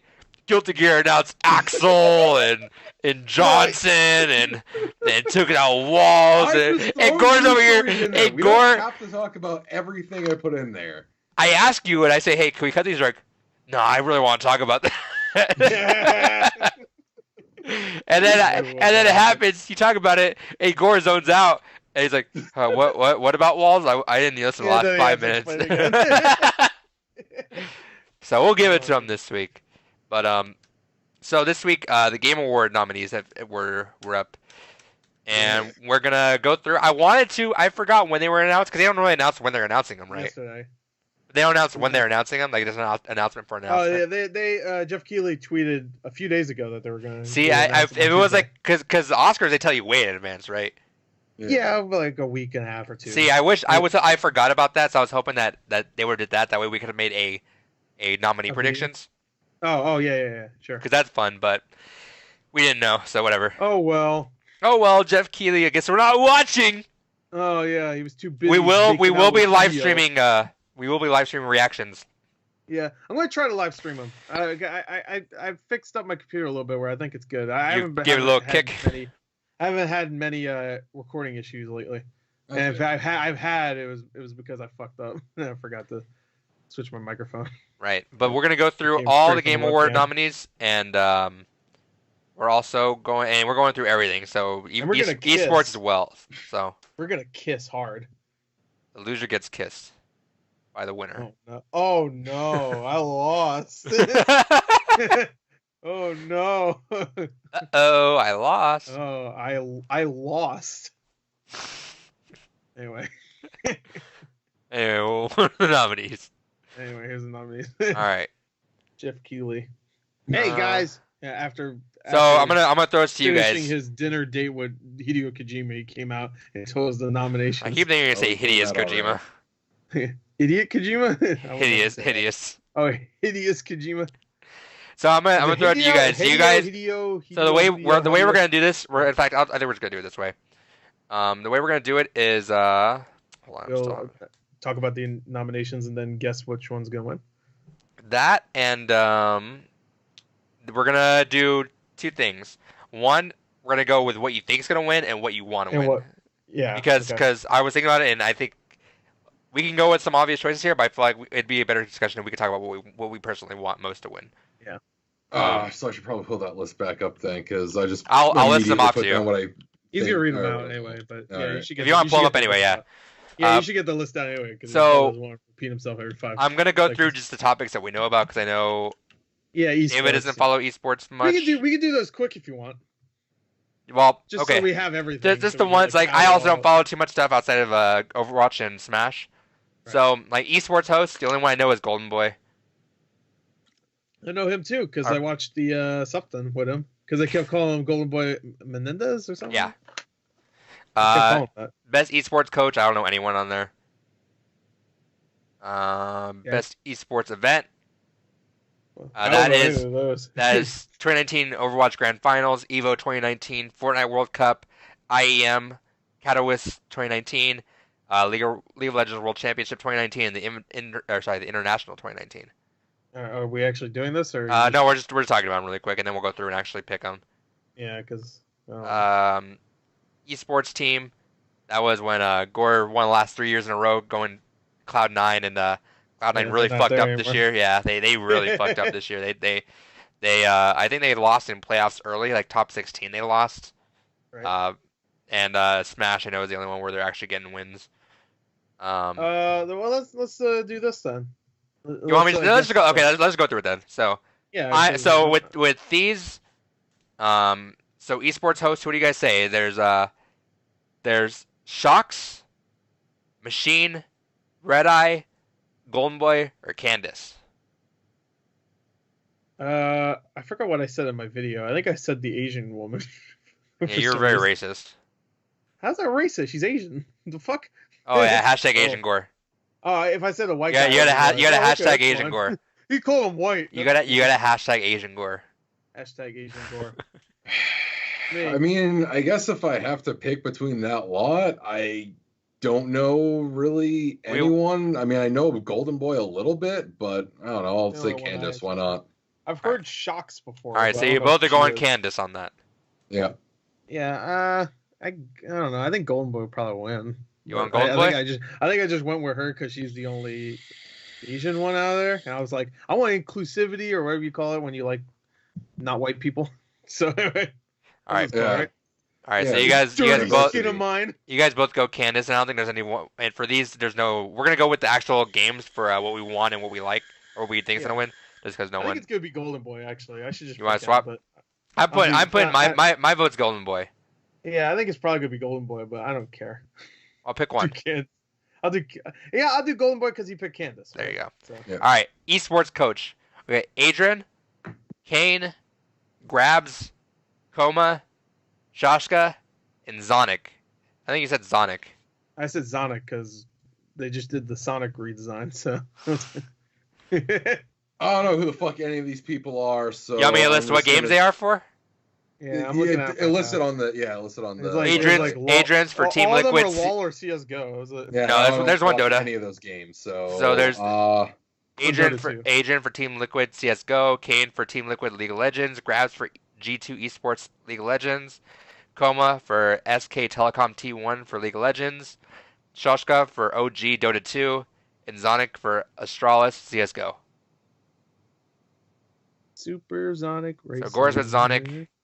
I'm gonna say Kekoma just because that man is looking quite fucking dapper in that suit and tie. So Looking pretty dapper, I'm not gonna lie. If you're on the Game Awards nominees site, I like the name Shoshka a lot. we're just going by names now. I like Sonic. All right, best I think esports that's a better event. use of a. I know what David's character. gonna vote for. I mean, it's not gonna win, but I know what he's gonna vote for.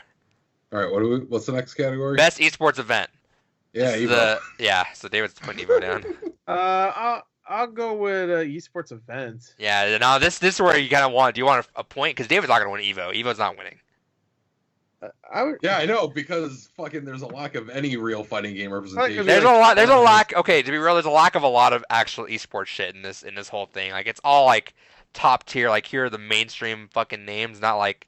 Right. Like it mentioned in the Reddit thread for this was no fucking Arslan Slash. Arslan Ash. That's why they didn't announce it because you can't fucking. Which pronounce it. is fucking weird. Yeah, they can announce these names. Yeah, Shoshka. fucking I can pronounce Fortnite World Cup. Yeah, no, I guess Arslan that's Ash the should have winner. been on here because that motherfucker brought a whole goddamn country into the scene that's destroying fucking Korea and Japan. Exactly. Brings a whole new country into Have you the heard? scene You and you saw that takes video, the right, fucking David? Or second to get there. have you? And not only that, but hold on. handily fucking beat them. So You're losing me. I don't know so what the fuck we're talking about anymore. this Pakistani showed up and just destroyed everyone in the Tekken community.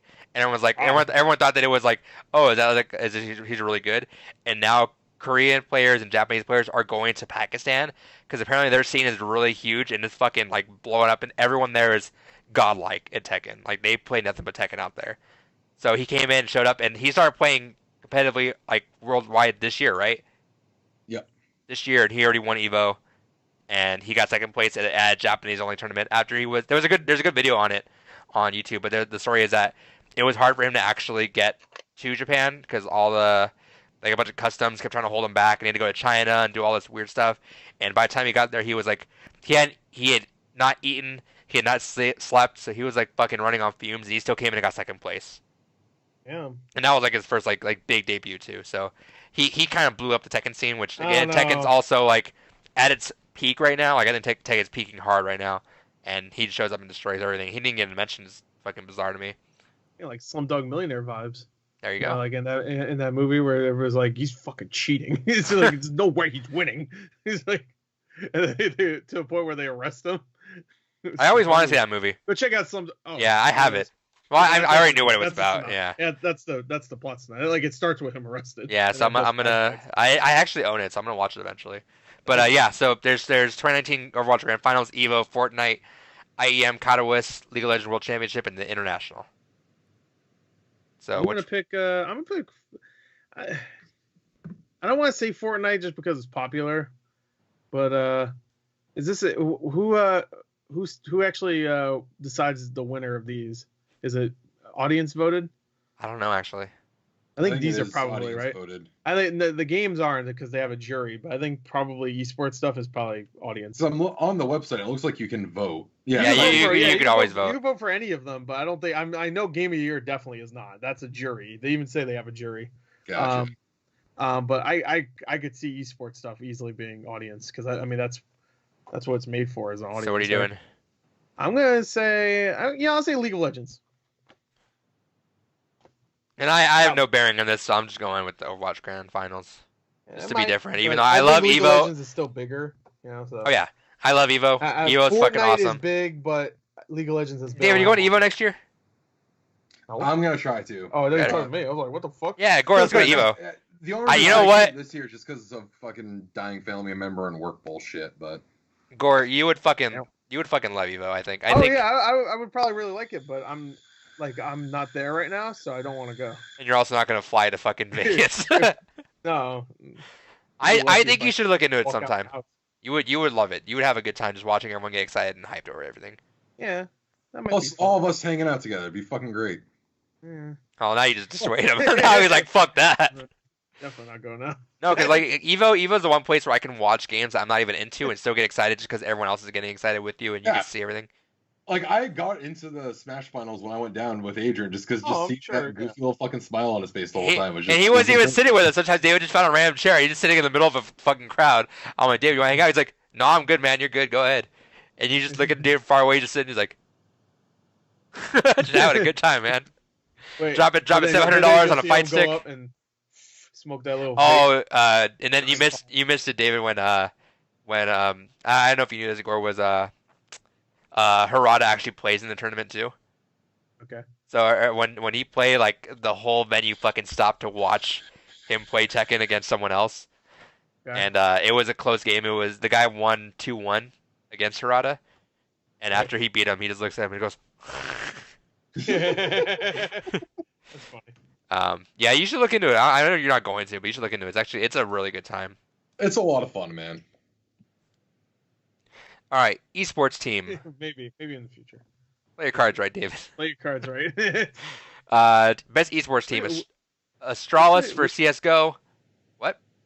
Which way are you going? Because I'm reading bottom up. Okay. It's not organized the same way. Yeah, it's not organized the same way. What did I take? I took it from Variety. I'm on the Game Awards site, which I couldn't copy and paste it because I put them all on a They Word do doc. an ABC order though, which is a little weird, but whatever. Yeah, so we're going esports team now. Yeah, it is ABC order besides Game of the Year. That's on top. Anyway, what was it? Esports team. Well, obviously that's gonna be. Wait, I thought we just did that. No, you did. It's esports event. What was Team Liquid? Oh, that was for a person. Coach. That was for one person, right? Yeah. So esports team is Astralis for CS:GO, G2 Esports for League of Legends, OG for Dota 2, San Francisco Shock for Overwatch League, and Team Liquid for CS:GO. I think I picked OG just because I like that name. Okay. I'm gonna go with San Francisco Shock. Yeah, that's where I'm at. Yeah. Do you think the Overwatch love is still there? No. No, but personally, I have no bearing in it though. And I think I love the way they play it though. So. Yeah, I'm sure it has. Because considering I don't think Dota's gonna win, but considering I picked OG just because. Considering Overwatch didn't even get a nomination in like best ongoing game, I was like, they ain't winning. Well, that makes sense. They had it the last 2 years, right? So I mean, they don't have too many old games there, do they? League of Legends isn't there anymore, right? No, but we're almost done here. So, esports player. I picked OG, by the way. And David picks Shock. Best esports player. Booga from Immortals for Fortnite. Who's I think the 16-year-old kid, right? Okay. He's the 16-year-old kid that won the whole thing. Faker, just say Faker. Yeah, you're going Faker again. I want to do Sinatra. He's an Overwatch character, like you said. Character. Yeah, he's an Overwatch character. Yeah, Frank Sinatra's Overwatch character. I'm glad you picked him too. I was like, oh, he doesn't even know he plays Overwatch too. No, of course not. Even though I was on the site later, I'm surprised I didn't. I mean, not later. I was on this. Yeah, I was on the site in that video. I don't know how I did not notice it said Overwatch right below him because it does say that. Right. But I didn't. But yeah, so Faker. I'd pick Faker because I think he won the last 2 years, right? Let me go through and read it for everyone else that isn't watching. So Booga for Immortals for Fortnite, Faker for SK Telecom for League of Legends, Perks for G2 Esports for League of Legends, Simple from Nodus Vincier for CS:GO, and Sinatra for San Francisco Shock for Overwatch. So Gore, yeah, you've been picking Faker. So I can go for that triple threat. I guess I'll keep going with my Faker, but watch, he's not. And no, he's not. I think he had a bad year this year too. Everyone's kind of surprised that I didn't know that. I'm gonna switch my vote. It's gonna be him now. They just give him a freebie one. He is a faker. He's not good. Fucking living up to the name. All right, what do you guys want? I'm gonna go with Sinatra. Okay. Because it's the only name I recognize in there. I'd go with Faker. Fuck it. They'll still pick him for some reason. All right, and then. Oh no, you know what? I'm gonna say the kid. Actually, I'm gonna say the 16-year-old kid. Because I can see that picking him. I don't think they resist a moment where like a kid goes up and accepts an award. Yeah, you got. I think say anything. Don't say anything. I wasn't going to, but now I did. You picked the kid. I thought it'd just be a nice moment where like no, I was not saying he cries or whatever. Yeah, I can see. I think you might have just read that moment 100%. I think you just spoiled that. Yeah, so Fortnite, the Fortnite kid. Or they get Faker and they're just like, oh man, I finally did it. I finally did it. Got 3 awards or whatever the fuck he won so far. All right. I think he won the last couple times, right? They wouldn't put him in here if he won. Best esports game. CS:GO, Dota 2, Fortnite, League of Legends, or Overwatch. What are they gonna pick? Hold on, let me go up to the games again. I'm gonna say CS:GO. I feel like that had a good year. Yeah, that got a big year, and there's a lot of people nominated this year for CS:GO, which I'm assuming that you always get nominated, but this is the first time I noticed. So. Right. I think I picked when I did my video. I think I picked League of Legends. Well, it doesn't matter. Whatever you want. I don't want them to pick Fortnite, obviously. Oh, that's the kid game. A little bit for babies, for 60-year-olds, like that kid. I would love Overwatch winning, but I don't think it's gonna win. I'll say Counter-Strike also. I think Counter-Strike is probably, even though it's old. That's an old game. All right, David, where you at? I don't know. If I got to pick between all this, I don't know. I'll say Counter-Strike. Yeah. I don't have any horse in this race. I don't have any horse in this race either. I don't have a horse. We get to the good shit. All right, community award. It's the last one, but before we get into the games. Content creator. Courage. Oh, did I miss content creator? Yeah, This is that. Okay. Oh wait, no, is it? No, that missed best. Hold on. Well, I got it here, so you should just use the Game Awards site. I got it right here, Content Creator of the Year. Oh. I'm doing it. You're taking too long. You got Courage, Jack Dunlop. That's his real name. I don't know who that is. Dr. Lupo, Benjamin Lupo. I don't know who that is. Ewok, Solil Wheeler. Is that the 14-year-old, 15-year-old, 16-year-old Fortnite kid or no? I don't know. He looks like a kid here. I'm assuming he's a kid. Greg Fugu, David Martinez. I don't know who that is. And Shroud, who is literally the only person I know of these 5. I've never heard of any other ones. Michael, I'm not gonna say his name. No, I did. Shroud. I did have that, but it was under a different name. Yeah, so community. Yeah, community. So Courage, yeah, Dirk Lupo, Ewok, Greg. I'm gonna say Shroud. I think he has the biggest following. Yeah. I think he's also been nominated a couple times. I think so. I want him to win. Yeah. I'm gonna say Shroud. David doesn't know who anyone is. No, I'm gonna. Shroud's say the one that made Greg Fugu. Maybe. I can't wait to see them announce that name though. Yeah, Shroud's also the one that made the jump to Mixer. Well, no, Shroud's also the one that made Sea of Thieves popular again, right? For like a month or something, or is that somebody else? That might have been him. I think that was. No, it was because I heard it was getting popular again. I thought it would be Ninja, and then somebody said it was somebody else. I was like, breaking news. I'm pretty sure it was. Breaking news. Huh? Dead Space 1 through 3 are on sale on Xbox. Go check them out. Backwards compatible. Okay. Breaking news. $3.50 to $5 each. Good times. Go watch your games gone by. $2 at GameStop. You can get them for free if you have EA access. So. All right, fresh indie game presented by Subway.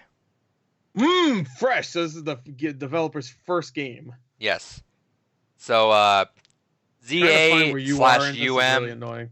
Hold on, just real quick. It's really annoying trying to find where you are in It's that Control fucking- F. Yeah, I'm not doing that. I'm just scrolling. All right, what's the category again? Fresh indie Fresh game indie presented game. by Subway. Presented by Subway, All so they're gonna give them a trophy and a Subway sandwich. Sandwich, yeah, I hope so. Hell yeah! And I hope it tastes like victory. Only one sandwich. They got to share it with everyone in the community. Yeah, they gotta share. It's 5 feet, okay? They made a really big sandwich for this one. All right, so we got ZAUM for Disco Elysium, which I am so excited for that to come on Switch next year. Yeah, Nomada Studio for Gris Gris. or Like, Gris. Pretty sure that's what Gris. Jeff. I think it is. Yeah, I pronounced Gree. Yeah, you know, the developers call it Gris. Jeff Keighley called it They Gris. don't know shit. Fuck them. You don't know anything about your own game, idiots. Stupids. Shout out. Dead Toast Entertainment for My Friend Pedro. Mobia Digital for Outer Wilds. Mega Outer Crit for Slay the Spire. And House for Untitled Goose Game. Now this is where we start. This is where we start. Yeah. Our what we want and what we think is gonna win. So let's go what we want. I want, of all these games I played, I have to go with Greek because that's the only one I played. You're missing out. Well, Untitled Goose Game I played like an hour of, but I didn't finish it. I didn't get around to playing My Friend Pedro yet, or Outer Wilds, Slay the Spire, or of course Disco Elysium because I don't have a good computer. But yeah, Gree is one of my favorite games of last year. It came out December, so I missed the cutoff date for Game Awards, and that was one of my favorite games of last year. That was great. So Okay. So I hope that wins. But, David, I could see it being Untitled Goose Game. Or well, we're just doing white or once. I know. So David, one. What I would want to win, Slay the Spire. Okay. Yeah, that's great. Yeah, I'm super excited. All these games look pretty good. I'm excited for them. All right. And my want is Goose Game. You know, no, this one's hard because it's between two games I want to win. And Untitled Goose Game is for sure one. The other one I want to win because I feel like it got snubbed in a lot of ways that felt like it should is Disco Elysium. I felt like that, in hindsight, is going to be the one snub for Game of the Year that people are going to look back at. I know people are already looking back at it. It did get nominated for a few different awards. Yeah, but I think this should have been probably. I think this felt like the indie game nominee this year. Yeah. Right, Celeste was it for that year. This is one. Yeah. You only played one of these games, right? Well, I guess you played Gree, right? I did play. I finished Gree and I finished Untitled Goose Game. Okay. Okay. Because that's what I was going by. I was going by Want because I only played it. It's the only game I finished. You know what? I'm gonna put Want for Goose Game. Okay. Because I think even though it's not as technically demanding, it doesn't throw as much in the. It doesn't throw as much at the wall and make it like it doesn't. It's not groundbreaking in any way whatsoever. But I think it was such a fun, weird game. It was different and everyone got a laugh out of it. You know, like everyone, even if you're just watching the game, you had a good time with it. So that's that. For what I think is gonna win, I think Disco Elysium. Yeah, that's my choice, Disco Elysium. Because it got great reviews and I think in everybody's brain. Not a lot of these games are still fresh. Like Goose Game is like the freshest of all the other ones besides Disco Elysium. Disco Elysium just came out at the end of last month, right? Yeah, I think it's also fresher. I think this is gonna be the big snub of the year. I think Disco Elysium's gonna win. I don't know if it's gonna be the big snub of the year. Because no. But you know, Devil May Cry 5 also has but I feel like it's gonna be one of those games that people look back at when they finally get to play it. You know, like especially on Switch and stuff. You know, when they like actually get to try it. There's a lot of games like that though. Like Beat Saber has a 93. You think that would be Game of the Year nominee? Like, people love that game. I think that was I'm sure that was probably a potential to a lot of people. Honestly, that game. Tetris Effect was a 90. I don't think that ever was considered. I think a game to be nominated for Game of the Year for the Game Awards needs to be more than just a fun time. I think it has to have a little bit more. Yeah, not saying I agree with that. I think that's what they say.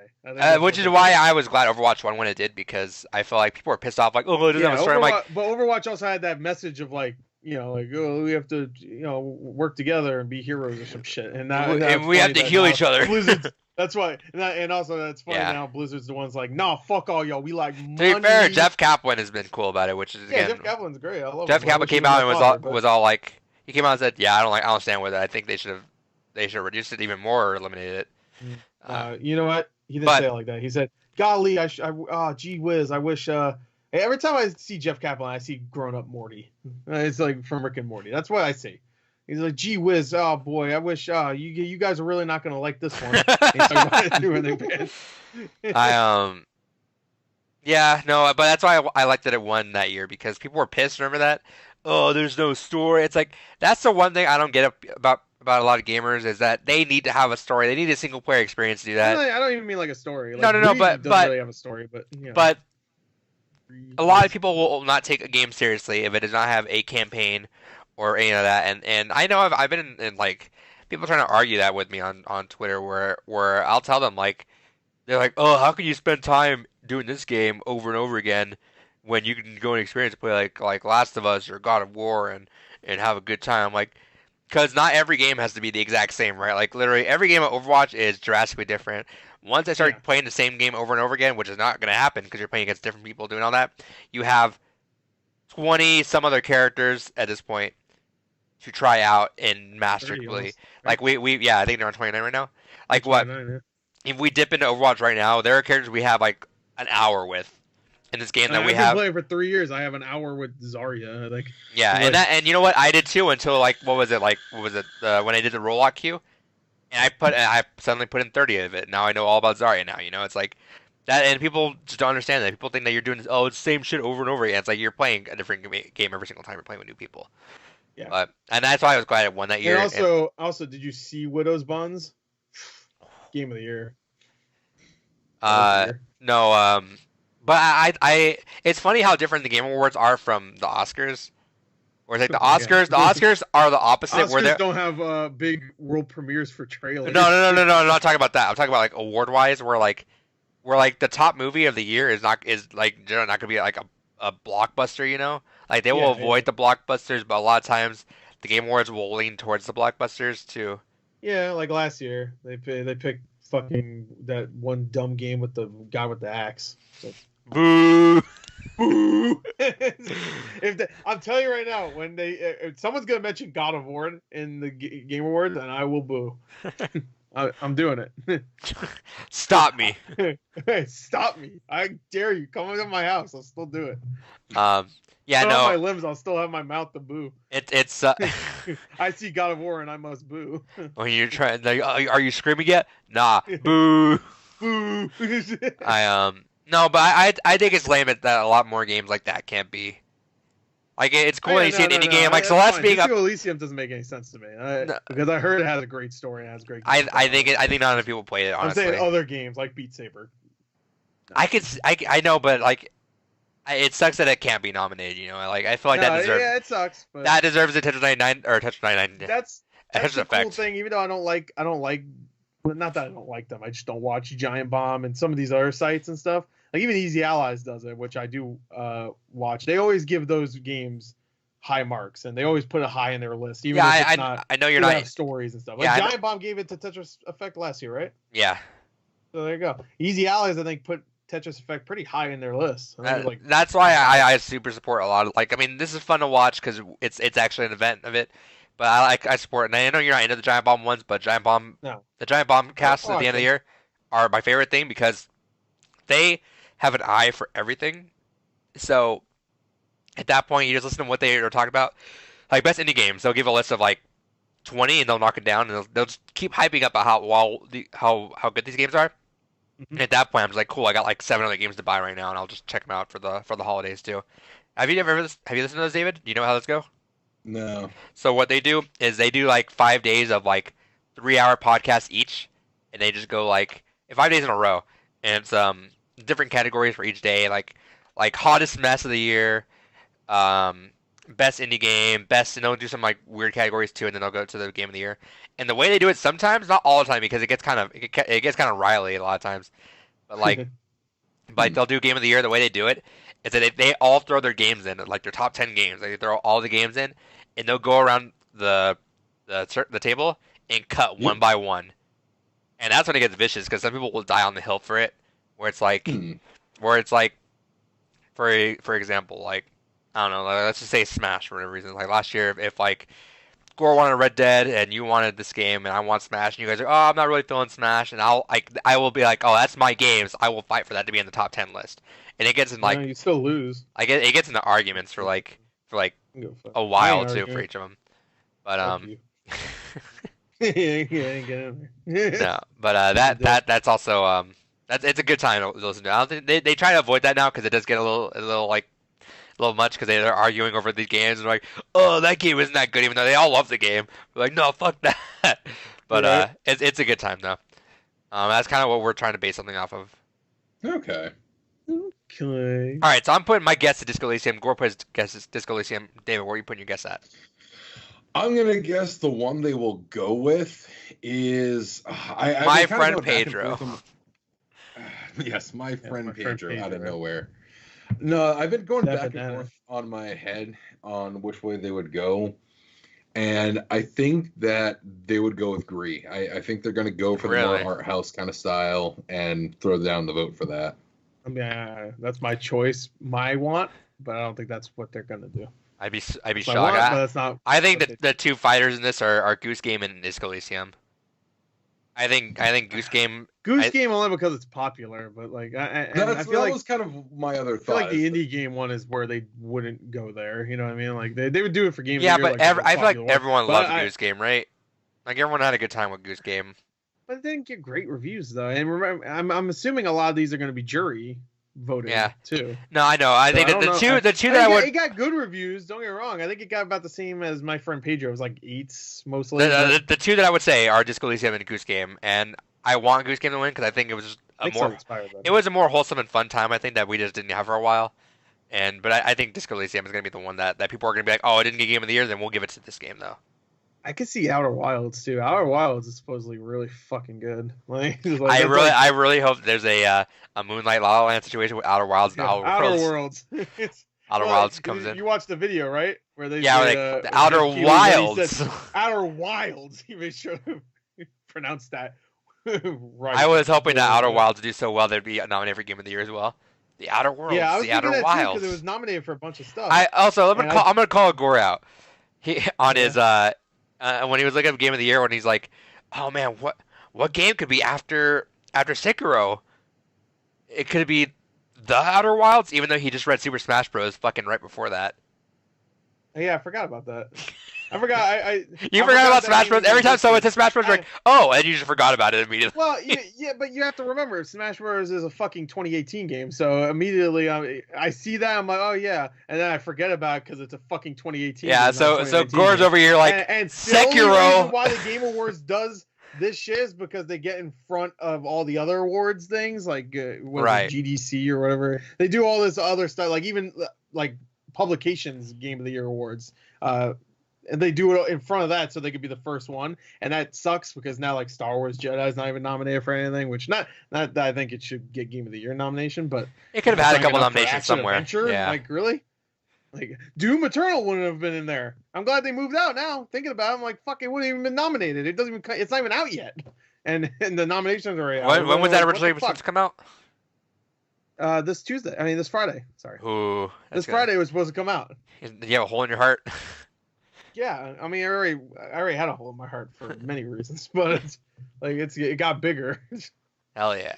But, at least, but at least it has a chance next year. Yeah, you know, with Cyberpunk, Final Fantasy 7. Yeah, Doom's gonna act more badass and kill everyone. Doom's gonna just fucking shoot everything, man. Last of Us. Doom's gonna fucking come. Imagine Doom Eternal beats out Last of Us, Final Fantasy 7, and Cyberpunk. Oh, you'll see a happy boy there. That game must be. Gore would love every other game. Gore can love Final Fantasy 7 more than Doom. Can love Last of Us more than Doom. Can love every other game more than Doom. But if Doom won, Gore's still like, fuck yeah! Imagine they said they came out and the nominations were everything you expect, and they came out and they said Red Dead Redemption 2. I'll be like, I'd vibrate out of this chair. You'd be like Papyrus or start spinning. Just like spin out of there slowly. I get that reference now. Yeah, there you go. Good job. This is the year of me getting references finally. Oh yeah. Undertale, Rick and Morty I started. Did you also notice that during the Sam's announcement for Smash that he was fighting Fat. the piranha plant and there was a flower on the ground too? Oh, okay. No, I didn't notice. I think go back after playing Undertale. That's cool. Flowey. Yeah. Shout My out to favorite Flowey. character. Put him Anyway, in we should Smash. probably get on to a different category because we've been on this one for about 15 minutes. So Good. good. What's next? If I can scroll to it. Best multiplayer game. Oh shit, where the fuck is that? Yeah, Yeah, I found it. Okay. This is good. This will be quick. I'm gonna list these off: Apex Legends, Borderlands 3, Call of Duty Modern Warfare, Tetris 99, and Tom Clancy's The Division 2. What do you guys want? Only once. What do I want? Yes. Tetris. None of them. I want Tetris. Tetris would be. It wasn't even my most played out of these, but I want Tetris. This is such a weird lineup of fucking games. Like, how is Smash not in that fucking list? It's a party game. That's family. Family game is like a party game. Category. No, fuck that. No, fuck that. Smash should have been that's in a better this. game play because even Adrian will tell you that it's better playing local than online, right? Because of lag and shit. So I thought you were gonna say family makes me think like a gathering and playing. I thought you were gonna say it's better playing alone. Yeah. No, that's what I would say about Borderlands 3. That's why I wouldn't put it on here because multiplayer. I don't even know how that works yet. I've played that shit by myself the entire time I played. Yeah, worst timing game. Division 2 didn't work when we tried, so fuck that. I'm gonna try it again. Tetris 99, I kept getting killed instantly, so that game could suck my dick. Call of Duty, I haven't played yet, so I guess I had to pick Apex Legends because I'm not good at that game, but I didn't have a terrible time playing it. We got second place that one time. No, we got first. We got first. Oh yeah. Oh yeah. Check out. Go. Oh, the VOD's gone by now. Oh yeah, it's gone probably. Yeah. The very last thing we did was in Apex was we were getting fucked. Like we were getting fucking destroyed every single time. We're like, we're tired. We can't do this. And then one time we're like, all right, you know what? Fuck it. Let's hunker down. Let's just do this. Fucking got to the very end and we're planning it all out. We're like, oh, we see some people there. No, don't engage them. Fuck it. Let's just keep going. We keep going around and we sneak around, do our thing, and then we're doing some fucking like some sneaking around, some fucking Metal Gear shit, and then we're down. There's 3 teams left. We still have a full squad. We hear gunshots. And we're like, oh fuck, let's go. As we're running over there, one of the squads gets killed, and we're like, fuck yeah. So we end up like on the high ground. We look down, we see one lone guy. I know one or two lone guys there, sitting all alone in the corner, just like trying to heal up. And we look down, we're like, fuck it, we're throwing grenades. It's like all of our, we've had all the shit we were collecting all game. Throw grenades, sniper. Fuck it. It was like that scene in Predator when they just start shooting the fucking jungle. Yeah, it was funny. Everything. We literally had a higher ground, and there was no way they could have ran. Like there was no cover. They had one like ultimate to use, but then like they did because the wall was literally right behind them too, like right behind them. They were against the wall, so we're like, fuck it. So shout out to Apex. Yeah. Shout out to Apex. That's my want most likely only because Borderlands 3 I had more fun with, but I didn't play it multiplayer. I had to go by the. What do you guys think is gonna win now? I think Apex Legends is going. I think that's going to be because that was like the big, like that came the shadow drop, and it was huge for a couple months. It's still pretty big. I mean, it's not. If this came out at the end of this year, like say it came out in October, and it was huge for that whole month, and it was still big until it would have been nominated. It would be. Wait, what? For Game of the Year, yeah. Game of the Year, yeah. I'm actually surprised it wasn't. I was actually expecting it to be nominated for Game of the Year, but yeah, I'm gonna say that's gonna win. And it's my choice for want, I guess, also. So, I think Apex Legends would win. Yeah. All right. I wouldn't be surprised if like Division 2 wins or some shit though, or Tetris 99. But because Division 2 is kind of like more tactical, I guess. I'm putting Division 2. But I guess Apex Legends is tactical too. Right? Like I'm between Borderlands 3 and Division 2. I'm gonna put Division 2 though. Okay. All right. Next up is best sports/racing game. Cool, we can get through this quick. So the nominees are Crash Team Racing Nitro Fueled, Dirt Rally 2.0, eFootball Pro Evolution Soccer 2020, F1 2019, and FIFA 20. No, it's Crash Team Racing. I mean, come on. Everybody loved that game when it came out. So are we going to put once in there too, or are you guys going to put just guesses? I didn't play any of these games. I even played Crash Team Racing, but I played it when played any of them. I played, so we're going to put just guesses down and then. It was great. So I'm going to pick that as my want. and I'm gonna pick it as the one that's gonna win too. I'll put that down as well. Same. Okay, so we're all going Crash. All right, Yep. best strategy game. Fire Emblem. Let's continue, please. Yep, Fire Emblem. Read it out. I mean, No, read it out. Age of I Wonders, can see maybe Planetfall. War Group, but no. Yeah, Anno 1800, Fire Emblem 3 Houses, Total War 3 Kingdoms, Tropico 6, and Wargroove. I'm super excited Wargroove got mentioned here. I was worried it was going to get anywhere. Yeah, it has to. It's like one of 6 fucking strategy games that came out this year. Gotta put it in there. If Age of Wonders Planetfall can get in there, then I mean, what the fuck? I'm gonna Tropico put 6 is more like a city builder, though. I thought that's what it was. Yeah, but it's also like a strategy, I guess, in a way that way. My want is Wargroove. Actually, Anno is also a city builder. But I really want Wargroove to win. That'd be awesome. That'd be awesome, but I don't think. Well, you didn't play Fire Emblem. I only played a few hours. I played like 5 minutes. I like the Fire Emblem series, so. Yeah. So you guys both want and yes, Fire Emblem. It's definitely it's gonna be the award it wins. I'm surprised it didn't get nominated for Game of the Year. So I'm surprised it didn't get nominated for fucking RPG. Yeah, people were saying that too. If it's too. gonna get strategy game, then it's one or the other. I don't think it's gonna get both, right? It's either a strategy game or it's an RPG. I don't think it's fair to put them in both. You know, I don't think so, at least. All right, best family game, the Nintendo category. This is the Smash category, right? Yeah, Luigi's Mansion 3, Ring Fit Adventure, Super That's Mario awesome, Maker isn't 2, Smash Bros. Ultimate, Yoshi's Crafted World. Smash Brothers Ultimate. What are we doing? I would like Luigi's Mansion to get more of a nod here because I know that everyone actually liked that game. But it's not a good family game, is it? Like, I have to go with the category. Like, not just because, I think like, the co-op is the most lukewarm thing that was reviewed yeah, about I heard it wasn't great. Guigi is like a funny meme, but I don't think it's great. You know? That's what the co-op is, right? Yeah, Guigi? but I mean, I don't know. My definition personally of it is like a game that you can kind of all play together, even if it's not. I could see Mario Maker 2 before Luigi's Mansion 3.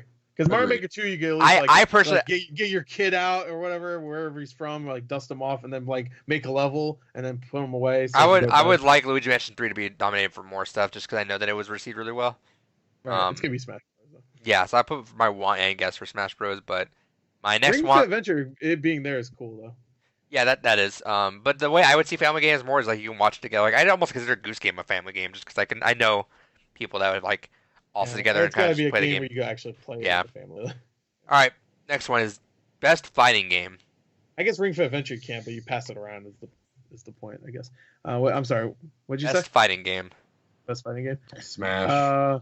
Smash. Yeah, I don't like saying that, but Smash. I could almost see Mortal Kombat 11, but anyway, say the nominations. The nominations are every fighting game that came out this year: Dead or Alive 6, Jump Force, Mortal Kombat 11, Samurai Showdown, and Smash Bros. Ultimate.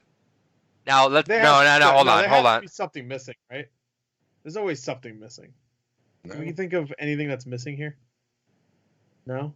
Fuck. Never mind.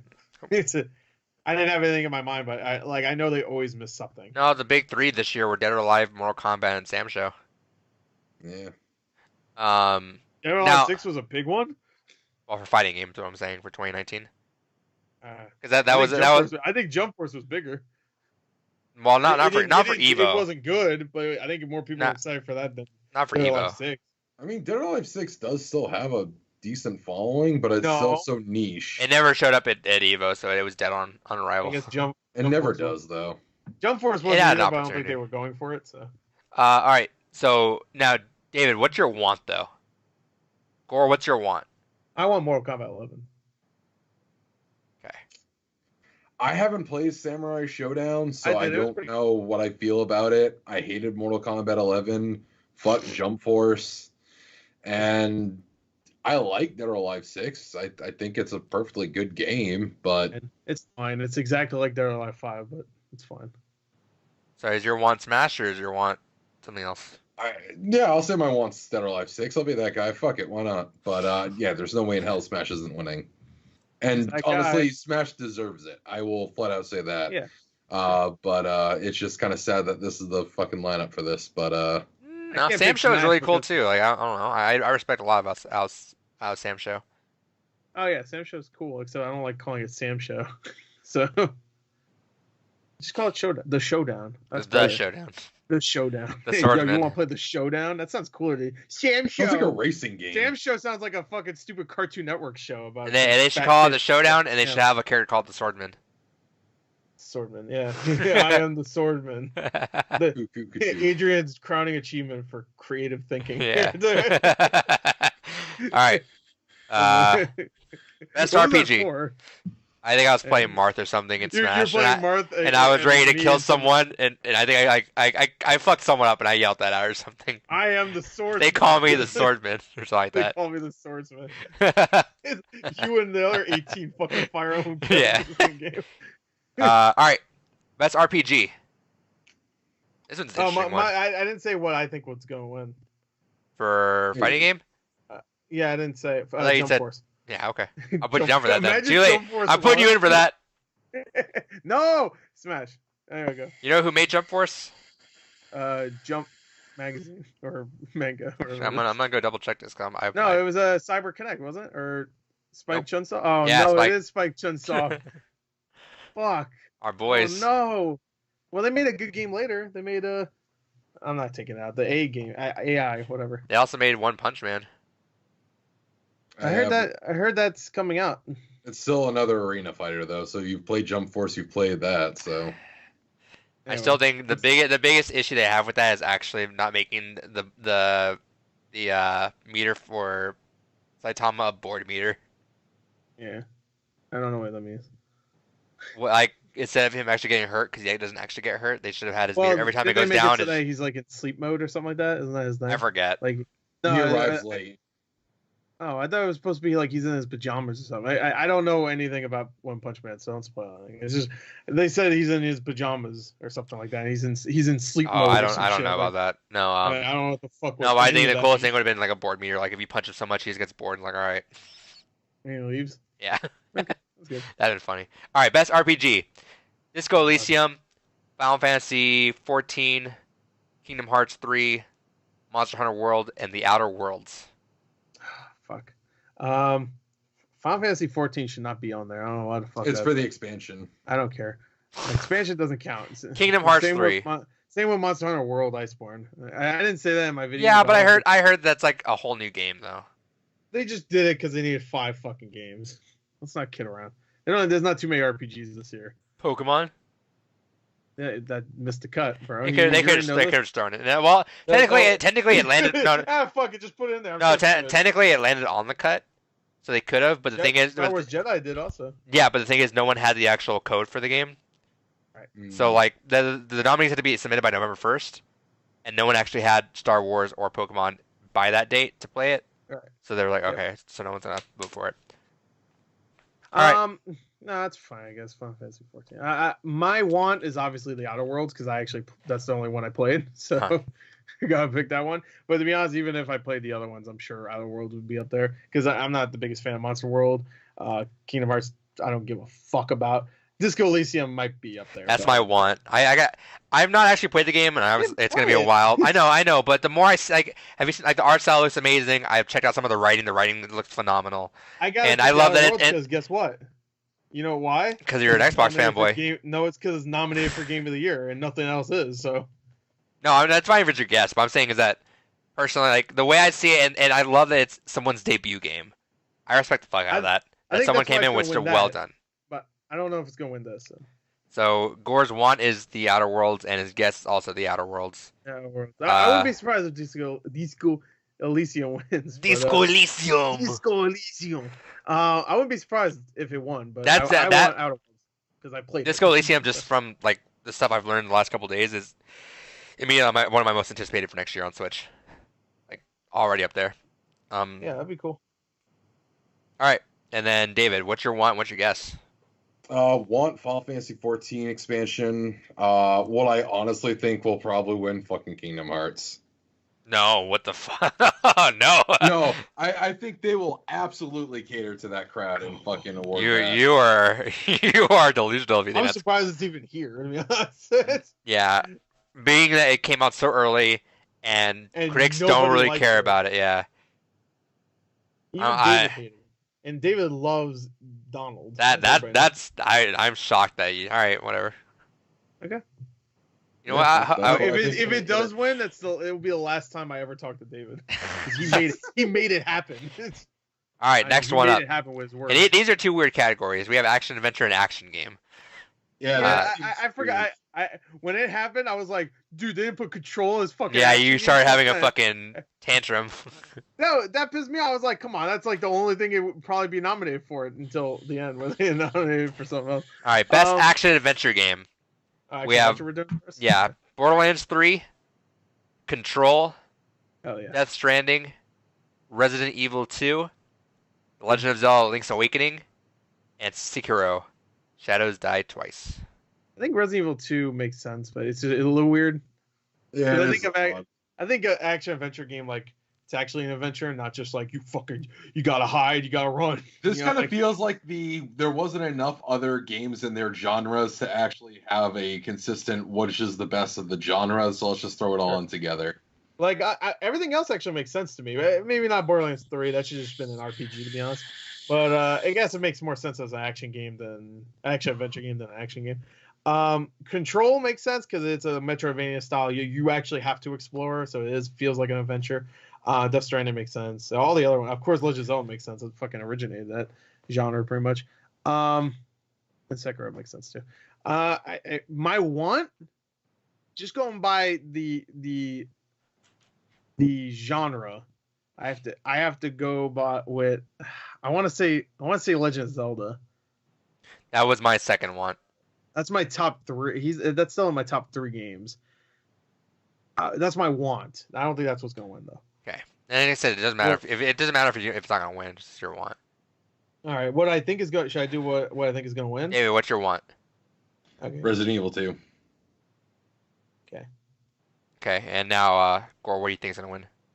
I think Death Stranding is gonna win. I think this is gonna be the award it wins. I don't think it's gonna win anything else besides maybe voice performance. I think Jeff Keighley's gonna bring up a statue for like by himself. He's gonna have it. He's gonna like polish it while Hideo's walking up stage, and you'll see a tear come out of his eye. But like, here you go, Hideo, my friend. Take this. Kojima. You think he's gonna cradle the trophy like a baby, and he starts crying? Like the baby. He starts crying. Yeah. All right, and then so you guess that. I think that's David, what are you guessing? Resident Evil 2. All right, that's. I wouldn't be surprised if it's not going Game of the Year. Then it has to win something. Both my want and my guess are Death Stranding. I was looking at it. It was between Death Stranding, Resident Evil, and Link's Awakening for me. Link's Awakening just because prestige of it being an actual adventure game, you know. Resident Evil, it feels more like an action game. Yeah, and it's weird because Death Stranding feels more like an adventure game. Yeah, not very much action. And that's what I'm saying with Death Stranding is like also a category. It's like the evolution of what an adventure game is. You're literally just set up on adventures. You go out and do this. You have a mission. That's cool. Yeah, but I guess there is action, to be fair. If you choose to, like, every time you see like one of the guys that tries to steal your shit, you can just like run up to him and start beating the shit out of him. Sure. So it can be an action game. But I mean, that's a stretch up. I'm saying is like I still think adventure is like kind of a vast open thing, whereas action is very focused on just action. Like you were going, there's not really much moments for you to like pause. You were fighting. Right. But I guess that's why it's action adventure, because it's both. Yeah, that's a weird definition. But anyway, Sekiro, Control, Borderlands 3. Even Zelda, I would say, all have tons of moments where it's like you can explore, but there's still going to be a lot of action. Right. You know, but Resident Evil 2, there's a lot of action. Not really. I mean, you explore. Don't get me wrong. I mean, that's Resident Evil 2. I mean, that's just Resident Evil old school. Is like you have to explore, but it's not like a huge environment. Is the thing. So it doesn't really feel like an adventure. It feels more like you just gotta find it to survive. Then, you know, like, oh, I want to see what's over there. You know, ooh, there's a mountain over here. Wonder what's on it. It's like, if there's a mountain in Resident Evil 2, I'm not fucking going there. Unless I have to. Fuck that. Fuck that. I don't consider an adventure something that I have to do to survive. Right. That's not an adventure to me. Man, I wish survival games. Being forced to do it. A survival game category, if that genre's more popular, would be fun. Yeah. Oh yeah. If there was just a horror category, I think a horror could work actually, because he had a bunch of horror. Resident Evil, Blair Witch. Blair Witch. What's that one? Darkwood. Layers of Fear 2. Darkwood. Darkwood Layers of Fear. Layers of Fear 2 came out. And throw Five Nights at Freddy's VR in there because that's cool actually. Yeah. I heard that was pretty good. There you go, Jeff Keighley. Death Stranding, because it's ooh, baby. Got spooky people. Ooh, baby. I mean, when I see people just floating down the sky, I'm like, whoa, that's a little creepy. Yeah, I was creeped out when I saw Guillermo del Toro and another guy started speaking out of his mouth. I was like, that's weird. Guillermo del Toro doesn't talk like that. All right. Yeah, no, I think horror category would be fun. That'd be cool. All right, best action game. All right. Apex Legends, Astral Chain, Modern Warfare, Devil May Cry 5, Gears 5, and Metro Exodus. I'm glad that got nominated for something. I still have yet to play it though. Metro Exodus. You were excited for that too. Yeah, I was. It came out at the wrong time though. It came out like when Crackdown 3 came out. I mean, I gotta play that. Ain't that some shit? Gotta play that. Well, that was a game I could turn my brain off and go. Just play. Oh, play the game. I'm dead. Oh no, I'm bigger. Anyway, from these 6 games, I'll go first. What I want to win, I think I've played all these except Metro. I mean, I never finished all these, but I played them at least a little bit. Call of Duty, I played some multiplayer. I'd have to pick what I want. I want Devil May Cry 5 to win because I feel like it probably should have been nominated for Game of the Year. Just from what I played like, I'd say maybe a third of that game. And just from what I played, it was just like, it was really good. It was like good. And I think action of all of these games, I think that game did it the best. Like Astral Chain, I heard is great. Apex, all those games, that's fine. But I think Devil May Cry 5 is one. And I'm just saying right here, that's also I think that's what's going to win too. So I'll just say it real quick. David, where you at? What I want is Devil May Cry 5. And what do you think's going to win? Call of Duty. I feel like you think they don't have a shooter game anymore. They got rid of that. I was gonna say is I think you think these awards pander to too many people, and they do sometimes, admittedly, but not all the time. Sometimes. Actually, you'd be surprised. I could see Astral Chain before Call of Duty, actually. Yeah. That's kind of where I'm at. I'm between Astral Chain and. It's gonna be Call of Duty. Watch. I'm between Astral Chain and Devil May Cry 5 just because those two were kind of. I'm surprised Devil May Cry 5 didn't get a nomination for Game of the Year either because that was. I know. I was really surprised. I thought that was like one of the, lock-ins, but like. You know what's weird? Like 80% lock-in. This year, just 20% doubt. Before we get into this, I think this year, even though it didn't have like the big hits like Red Dead or God of War, where you're like, all right, one of those two is gonna win. There's no possibility of any other game. But there was a lot of great games. And even though people say this year was weak, I think this year also had the opportunity for more open slots where they could have bumped it up from 6 to 8. Put Devil May Cry 5 in there. Put Fire Emblem in there. What else? They could have put Devil May Cry, Disco Elysium in there. Disco Elysium. They could have put a lot more in there. I think this was the year to do it. Trover Saves the Universe. Yeah, there you go, man. Yeah, there you go. But no, I think this is the year to do it too. But I feel bad for Astral Chain and Devil May Cry 5. I think Devil May Cry 5 is my want, just because I think that also. Pedro looks like an old man right now on his cam. You. Why? Your thing just fucked up. You're graying. So now it looks like your hair is white. About this. Oh yeah. Your hair is white. I hope that comes through on the recording. Oh, it's gone. No. Shit. No. So I want Devil May Cry 5. I feel like that for as much word of mouth that it got and so much praise, I'm surprised that it just didn't get more. I kind of feel bad for that game. Wait, which one? Devil May Cry 5. Yeah. Yeah. It did really well, so.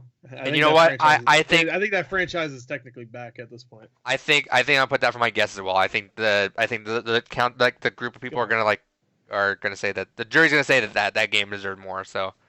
I think it's gonna be close between that and Astral Chain, but I think Devil May Cry. You know what? Apex Legends is not gonna win here. It's gonna win best. It could potentially go to Gears 5 because critics love that game.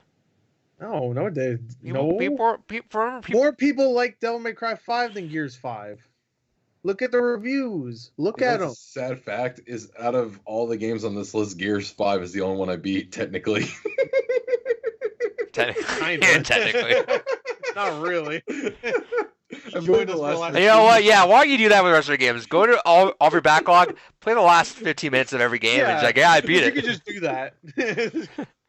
Just go at the end of Devil May Cry 5. Next game. Devil May Cry 5 was confusing in the beginning. I can only imagine how fucking confusing it would be if you never played any of the other, any of the rest of the game besides the last 15 minutes. You're like, what the fuck is going on? All right, next game. Next game, the next nominees. They are best VR/AR game. Okay. This is a good category. Games? I think they're all VR. Is it Asgard's Wrath? That's VR. That's an Oculus game. Oh yeah, I heard that's really good, so I might actually buy an Oculus. Buy an Oculus. Is that on PSVR or is it just? No, I think it's just Oculus. I think Oculus made it. Oculus. Yeah. I'm pretty sure Oculus published it.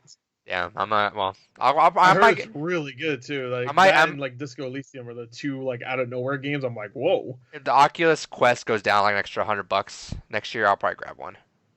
I think it's only for a certain Oculus, so you might want to look that up. We'll see. Play your cards right, Oculus. Yeah. Asgard's Wrath, Blood and Truth, Beat Saber, No Man's Sky, and Trover Saves the Universe. I don't know why it didn't phase me the first time I saw No Man's Sky, but I get it. It's new VR, but it's the same game, right? It's just now. Yeah, but it's in VR, which I don't know if that exactly counts. But I get it. I get it. Also, in that topic, really quick, when I heard about there's no AR games here, by the way. It's all VR. When I heard about No Man's Sky or not No Man's Sky, Anthem rebooting, I was kind of hoping that I really hope it has No Man's Sky come back, where it just comes back and just makes the whole game good and everyone fucking loves it. Hey, I would love if every shitty game had a great comeback. I mean, I'm not going to sit here like, no, I don't want that game to be good for some reason. Like that. You don't like God of War. How would that benefit me? Like, I hope that game sucks. Well, because sometimes you might like it. Like, I mean, you know what? I did. Like hold up. Sure. I didn't know. I think you might have talked about it, but I just forgot about it.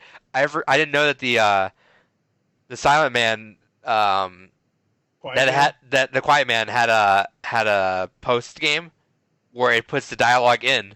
I watched all the scenes where you hear dialogue, and it's some of the worst fucking acting. Does it make it more fun? It really is. I sincerely think they took the premise and said, "Oh my god, we have to make it so you can't hear any of the dialogue because it's just the worst acting ever."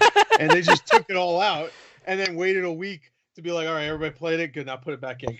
We were like, we were contractually obligated to put it in there, but we didn't say we needed to release it the same day. So it's the worst voice acting. Well, it's not voice acting. It's just acting because it's just fucking. I do not understand that thought process. Yeah, because it has to be that because I understand that process they made us more deaf than the fucking main character. The main character, like we're more deaf than the main character. The main character's understanding what other people are saying, but not us. We don't know what they're saying because there's no fucking audio. It's you hear like, what the fuck was this? Charlie Brown. Do you think you might have enjoyed it more being that it was so bad of dialogue, or do you think you would have just hated it more? I would have totally enjoyed it more if it was like I listened to it and I was laughing at some of the badass.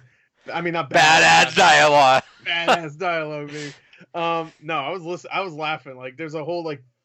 I swear it's like a 9-minute scene of just watching two people just fucking talk and you can't hear them say anything. So I'm just like, dude, I have a full playthrough.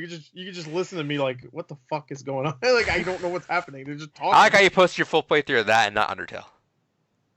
Well, that one was fun. Undertale one, I don't know. I have a feeling people are not going to be happy with some of my choices. Anyway. I want to see it still. Put it up. Certain things I say. Just throw it all up. Like, fuck it. Maybe for Christmas. Play your cards right. My want and guess are Beat Saber. Same. My want, because it's the only one I played, is Blood and Truth. Because I have to be. I'm so fucking upset that you never played Trover. Oh no, I will, but I haven't played it yet. That'd be a fun Christmas game. I might wait until Rick and Morty season 4 is over. Because then I'll be like itching, like, where's my Rick and Morty? I'll be like, where's my Rick and Morty? I need more Rick and the other guy. I'll play that. So your want and guess is Blood and Truth, or your want? No, my want is Blood and Truth because it's the only game I played. I have to be on. I have to be fair. But my guess, what they're gonna pick is Beat Saber. Like, Beat Saber got so many great reviews. It's such a fucking good game. Yeah, I know. It looks great. If I had more room here, because I have to like rearrange my whole room when I'm playing VR. If I have more room, I would fucking be playing that game like every day. I fucking love Beat Saber. It's so much fun. But Blood and Truth is really good. I highly recommend it. I have it. One day. I recommend you play it too. I'm gonna I'm thinking of moving to a new place soon. If I do, I'm gonna make a whole bunch of room. There's one part that's so good. Like, I don't want to spoil it. Yeah, don't even say it, because I'm gonna play it. It's a part that you have to make awesome for yourself. It involves a turntable. Anyway, go ahead. All right, let me see here. Best community support. Wait, David said Beat Saber also. Yeah, Yep. We have a lot of the same votes, I think. yeah. Well, David's a follower. Well, I to be fair, I said Beat Saber after, but I would have picked that anyway. I think in my video I picked We that. still got 1, 2, 3, 4, 5, 6, 7, 8, 9, 10, 11, 12 categories. All right, we gotta get through this quick.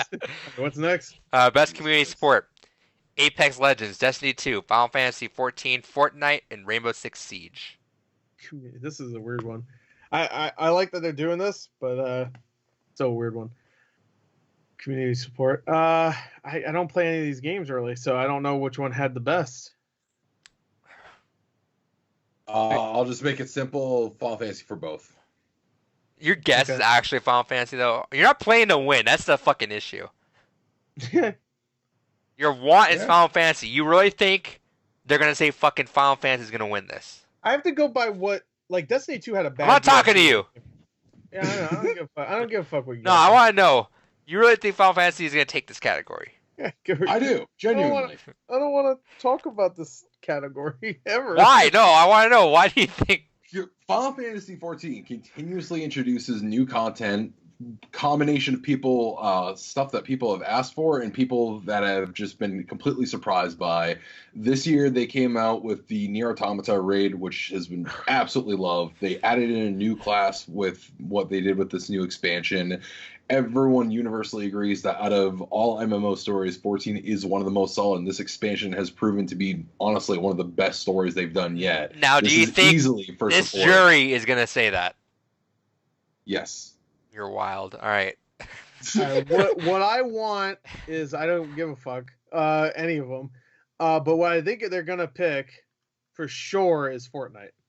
I think they're gonna pick. This is gonna be the one award Fortnite wins. Is this your want and your? Because Yes. Fortnite has completely turned their game off for like 2. I 3 know days. that's what I was gonna say. Is I think And- it's wild that they did that, and they got so much support for a chapter 2. That's And they're kinda so wild. huge, and they never really have any problems when it comes to like community stuff. I don't Now think. they grind their developers to death, but I mean, hey, they Well, we're not talking about best developer treatment. We're talking about community support. They do a good job. I would have said Destiny 2 if the newest expansion was DLC well didn't received. suck? Yeah, if that was Yeah. well received, I would have said Destiny 2. But I think Apex Legends, but that just came out, and it's also EA, so I don't want. no, and then they had shit. that loot box issue stuff with that too. There you go. Yeah, Fortnite has that issue too, but nobody really gives a shit. It seems like. So People are like, so "Oh, what's your cool." want though? Is your want for Apex then? Oh, I don't want any of them. I guess Apex, sure. If you want to write something down, of all these games, I don't know. Apex Legends Is people want to talk shit. newer, and they didn't screw it up.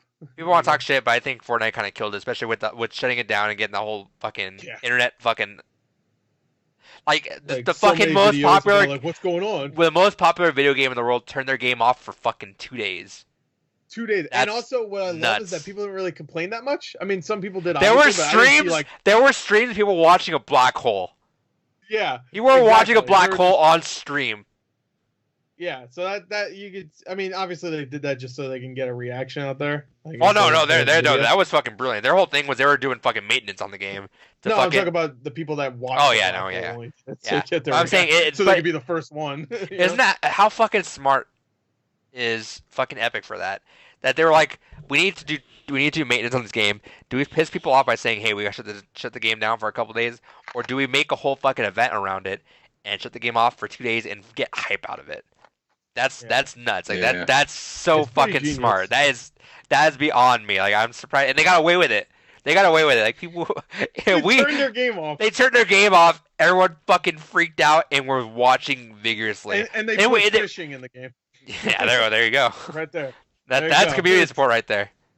Fishing, just put farming in next. I'll play it. All right, best mobile You already game. got a pickaxe, and let's go, baby. Best mobile game. We're probably gonna cut David's fighting games out. Sorry, David.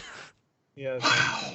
All right, best No, mobile we can game. do that one, like, You gotta do them quick. yeah, Call of Duty Mobile, Yeah. Grindstone, Sayonara Wild Hearts, Sky Children of Light, and What the Golf. I don't give a fuck about this category. You're dumb. I'm gonna say There's some Grindstone for both. there's some really good games in here. I've don't never give a heard of fuck. Grindstone. It looks like a game. I'll give it that. Like a fun game. You know what? I know Sky is from the guys that did Journey. Yeah. What the Golf looks fun. I've seen gameplay of that. Call of Duty Mobile is not going to win because especially since the loot box shit that came out recently. You've heard that, You know what? right? That also had a good fucking chance until they fucking fucked up with that. Because loot people box like shit, Call of Duty Mobile a lot. That might be the worst loot box thing I've ever seen in my life. No, what happened? What happened with it? What? I didn't know about the specifics of it. I just know they did it. It's like they have really expensive loot box, like you have like the wheel thing I guess you spin or whatever. I'm not exactly sure what it is. All I know is that it's a thing where you spend a lot of money on it and it's always going to be like the same shit you always get. Like you watch like Angry Joe's video. I know you don't like Angry Joe, but he did a good job of explaining it. Look it up. It's fucking ridiculous. Okay. Like I can't explain it. But I know people like Call of Duty Mobile a lot prior to that. I heard it. Yeah, I heard it's a fun game, but like that loot box thing, immediately like no. So I want to give a shout out to Sky, just because I love Journey and Flower, and I like that game company, and I'm gonna check out What the Golf. I'm gonna do soon, probably maybe also during the break. I'm gonna do the Apple Arcade trial, or maybe take a month of it and just play those games too. Because Silent Wild Hearts is also on there if you haven't played it. But far and away, my one guess is Silent Wild Hearts. Definitely like top 5 of my year so far. Fucking fell in love with that game. It's incredible. That's actually gonna be. I can't do a want because I didn't play any of these games, but I think that's what's gonna win. Okay, so your guess is that. And I also recommend you play that, Gore, because it's like an hour and a half, 2 hours. And I told you the way to play it is straight do it on your handheld mode, put some headphones on, and just fucking jam out of the game. It's awesome. Shout out Silent Wild Hearts. Best independent game. Wait, hold on. How about David? His wanting guess was Grindstone. I'm saying Grindstone for both. Oh, you did. Yeah, that's right. I'm sorry. You don't give a shit when you have a fucking That Game Company game in there, and a fucking amazing Smogo game in there, which Smogo's you never fucking make me awesome. Interested in mobile. Sorry. What kind of phone do you have? I have a fucking Motorola G4 or whatever. I don't give a shit. If you had an iPhone, I would tell you play Device 6, and that would change your mind. Device 6 is one of my favorite games of all time. It's a almost like a House Sleeve style take on a mobile game, where it's like you're. All right, that has me intrigued by the description, but. So like Device 6 is from the people that made Silent Wild Hearts. Is where you're reading a story, and you can scroll through, and like there'll be stories where like you're just reading, you're turning your phone, you're upside down, you're having to like scroll through and find like little keyholes, stuff like that. It's incredible. I play a game like maybe once a year. I fucking love it. I think I told Gordon to play that a while ago too, but I don't know if he actually did. Nope. Because you don't have an iPhone, right? Well, you can't play. I don't. What, 5 years old at this point? Come on. I don't know if it's on Android. I'm not sure. I know it's on iOS. Find out. If it's on, yeah. While you guys are at that, we're gonna go to best independent game win. This one's a slobber knocker. Yeah. This is slobber knocker. This one is probably like the most like contentious category in the Game Awards this year, I think. Yeah. We got Baba. We got Baba Is You. We got Disco Elysium, Katana Zero, Outer Wilds, and Untitled Goose Game. All right, so all right, this is what I think is gonna happen. This is my want, I guess, because I only played 2 of these games technically, Katana Zero and Goose Game. I think you can want other games though. I think, but that's also. I didn't play them. I can't do that. I feel weird. Like I want this game. What if I hate it? And I'll be like, what the fuck? Yeah, but I can hate a game that I can still respect though. No. Like I hate you, but I respect you. No. All right, so what are you gonna say? I really like Katana Zero. I really like the way that's set up. All right, Katana Zero. I'll say I want that, but the one I think is gonna probably win. See, if Disco Elysium's not gonna win the other award, the first game, whatever, it's weird. It's either gonna be Disco Elysium or Outer Wilds. It's either of those two, I think, and it could win this award. Disco Elysium could win this award, or it could win the other one, and then Outer Wilds could win this one and not win the other one. It's weird. It could be either or, really. So do you think they're gonna split it off to make sure someone gets something of everything? I think Disco Elysium makes sense for winning the first game because it's so, from what I heard, it's pretty expansive. It's pretty like it has a huge story and whatnot. Where Outer Wilds is pretty expansive too, but it doesn't really have much of a story. It's more of exploration. I'm going to say Outer Wilds will win this one. I think Disco Elysium will win the other one. I forgot what the other one's called. What, first game? Precious. I guess. Huh? Oh, freshest, fresh game or whatever. Yeah. Subway. I think Disco Elysium will win that one, but I think Outer Wilds will win this. But it could flip, or Goose Game could win both. I don't fucking know. So. Okay, and David, what's your want and what's your guess? One Untitled Goose Game. What I think will win, I agree. I think Outer Wilds will get it. Yeah, because I think it could be either way. I don't think Disco Elysium will win both. I don't think Outer Wilds will win both. It might. That'd be a little weird. I think because best independent game, best first independent game. I feel like I don't know. I'm split off on this. So my want is Baba Is You. I feel like that's an awesome puzzle game, and that's not showing up anywhere else.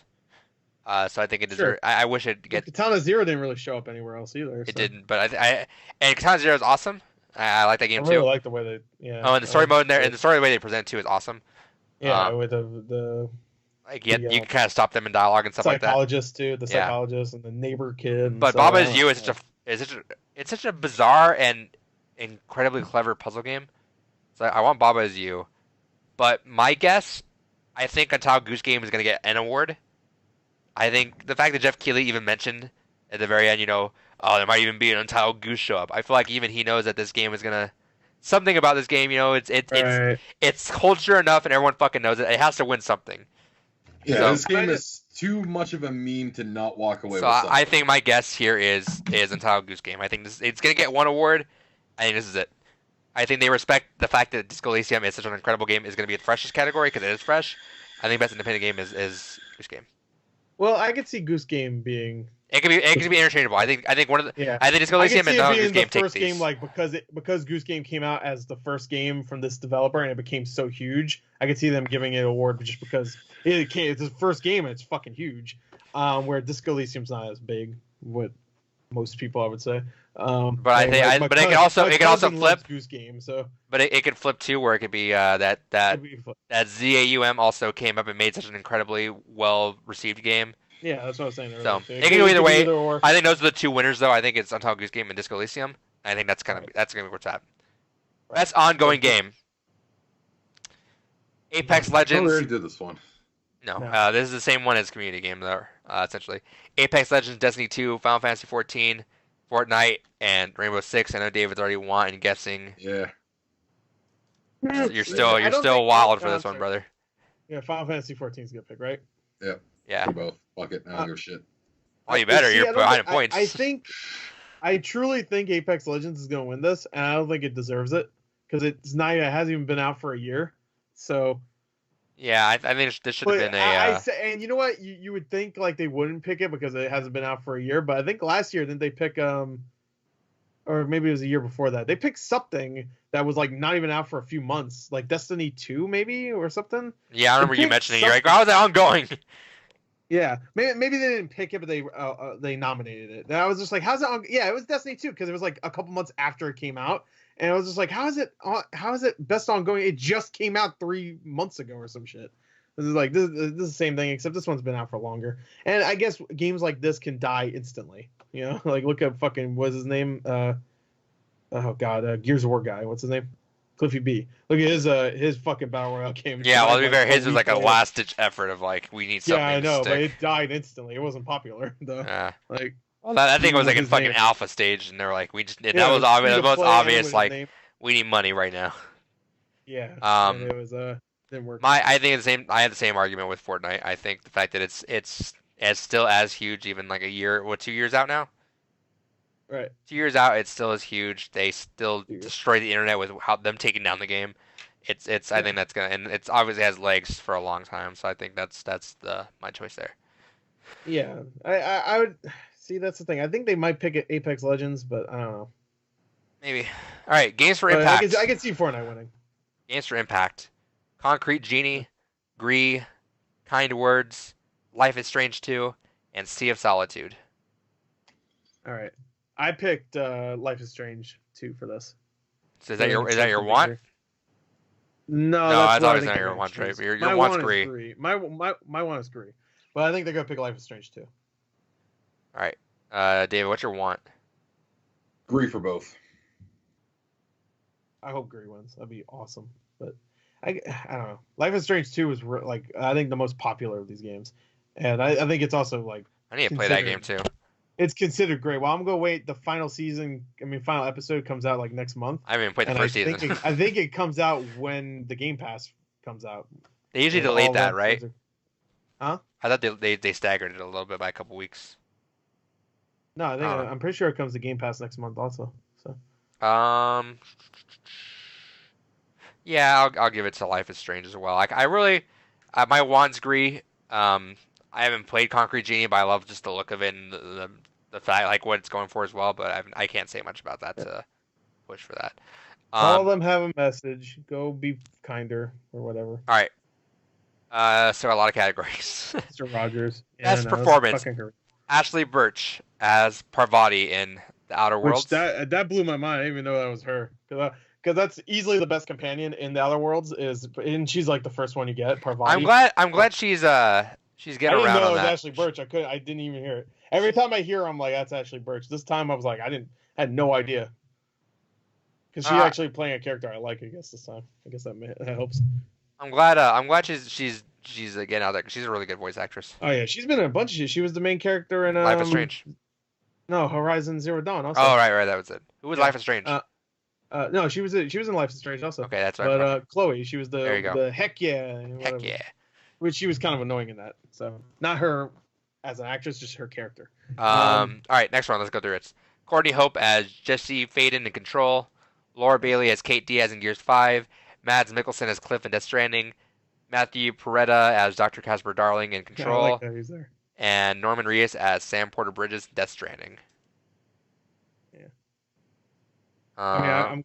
I think they could have took Laura Bailey out and put what's her name in Death Stranding that plays Fragile in there. Yeah. I think. But I think Laura Bailey was fine. I just didn't like her character. Well, I was about to say, I'm sure they want to diversify the list, but I remember last year was just God of War. Wasn't last year just God of War and Red Dead? I think last year it was. It was just two categories. God of War, Red Dead, and I think there was something else. There was like another game that was dominating that, I believe. All right. So what are your? My want is I want Norman Reedus. My guess, I think it's Mads Mikkelsen though. Yeah, everybody's talking about how good his performance is in this game. Yeah. And I've only seen him in little flashbacks at this point. Yeah, but, I'm not far enough into it, but I've heard the same thing, so I'm going to put my guess is Mads Mikkelsen, but my want is Norman Reedus just because of where I'm at right now. Yeah, I mean, he hasn't really done much in the game for me to really want him, besides be Norman Reedus, I guess. You know, just like, you're President Jack shit. You know? Yeah, I see him all the time. That's fuck it. That's all I'm just going to put it. Yeah, you see him all the time. Yeah, taking a shit. When he makes that, ponytail, yeah, him rocking a ponytail looks pretty good. While shitting. Yeah, while shitting. He also follows me on Twitter, so yeah. He follows me on Twitter. Yeah, I know, right? Hey, Dave, does he follow you? No, I don't use my Twitter. Yeah, that's your excuse. I'm really glad. You know what's funny is every once in a while when I talk to people and they add me, they'll just like out of nowhere like always there. How the fuck is Norman Reedus following? I was like, we're bros. Like yeah, we're bros. He's my homie. Yeah, man, I got him to roll in Walking Dead. Yeah, I was a Boondock Saint also. All right, what's your want and guess? Well, I'm just gonna say, I just want to say this. I'm glad that Control got nominated for these because the guy that Matthew Peretti, he's only in it as a live action character, and he only shows up randomly, and it's a good role. Don't spoil that. I don't want it, but it's a good role. It just adds to the environment really more than actually being he is a character, but he's more of like a environmental character, if anything.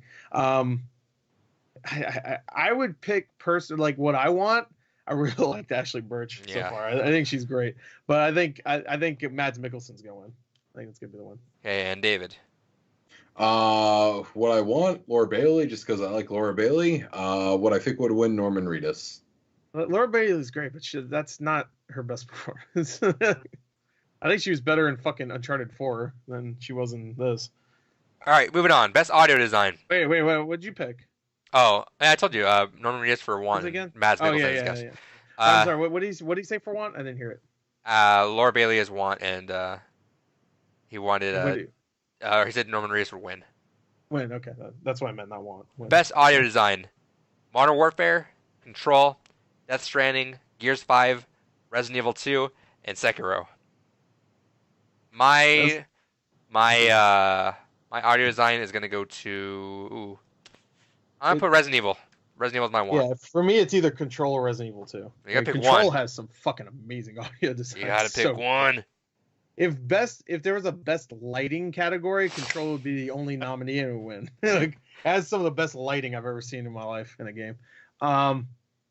Yeah, I'd have to go Resident Evil 2 because there's so many times where it was just like my want though. I think Resident Evil 2 is my want also, but I'll say Control just because it's like a tie almost. Wait. So, which one is your want?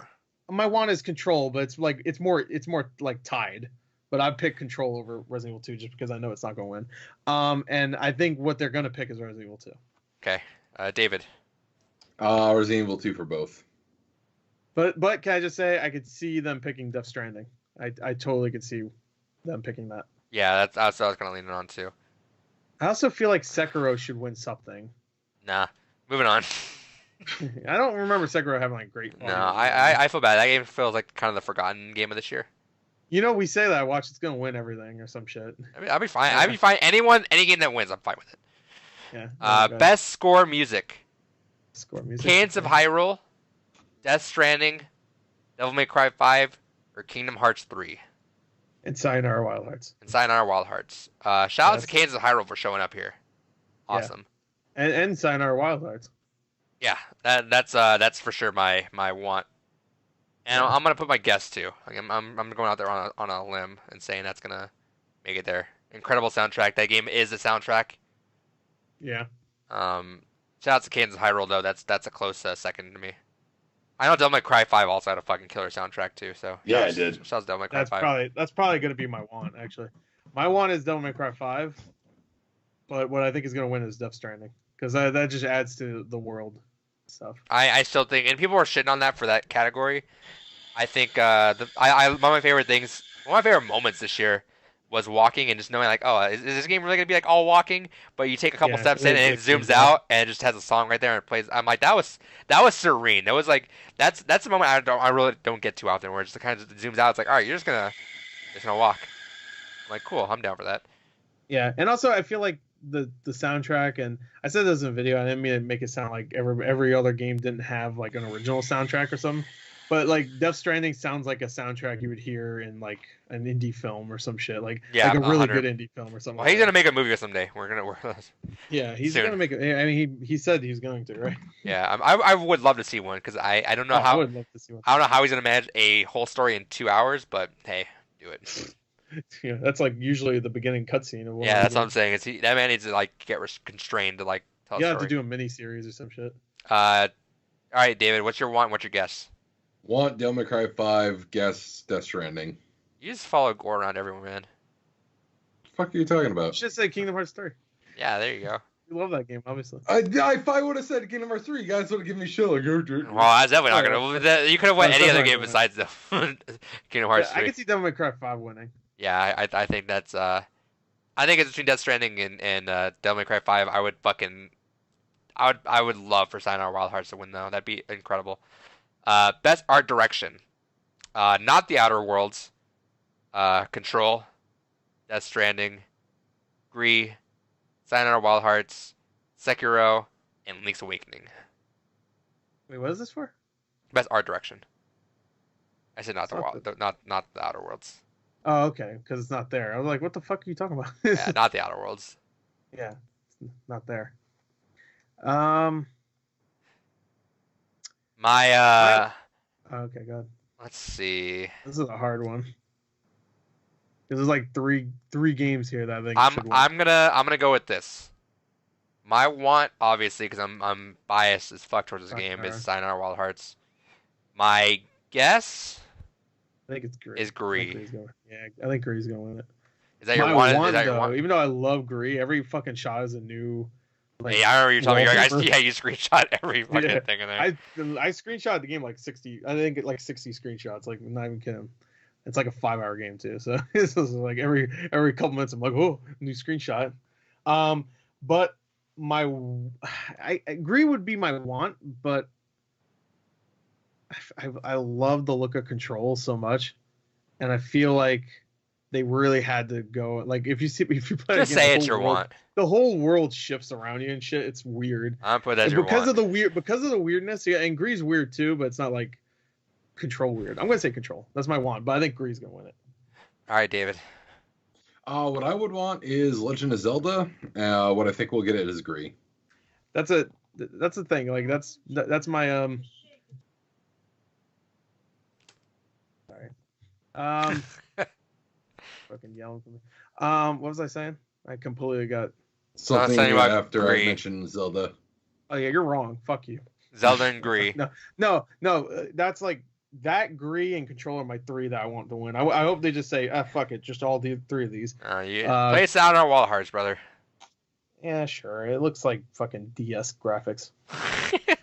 Shit. It looks like Elite Beat Agents. Dude. Oh, hell. You mentioned something like, I heard it's like Elite Beat Agents, and it's funny because not really the way you're playing, I guess. No, I meant like just the. Yeah, the way it but looks. I Like think character- the more you go into that, I think it's just a fun game. It's just a fucking awesome like time. Rub Rabbits or whatever the fuck that one game was called.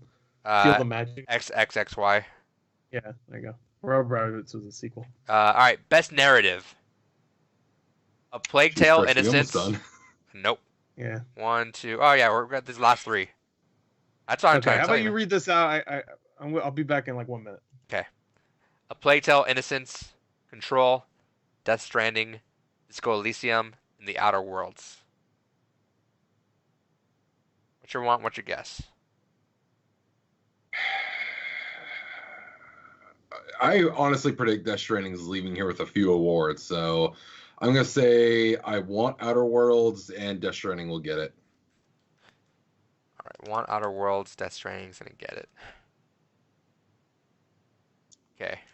All right, I'm gonna be right back too because I really gotta fucking pee.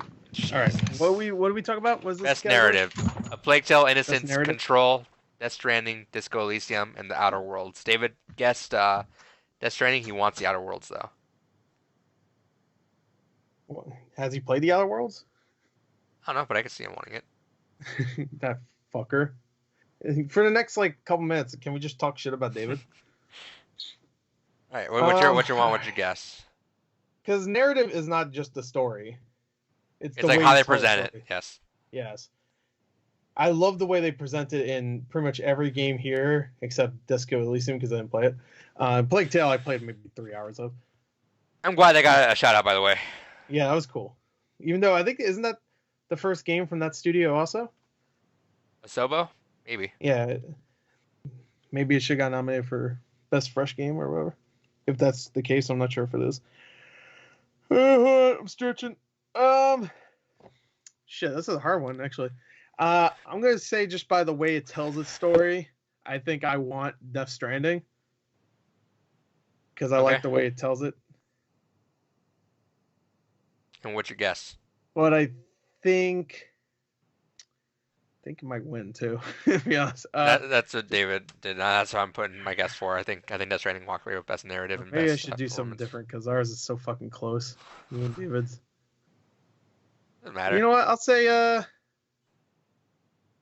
say Outer Worlds. Fuck it. It has to win something, right?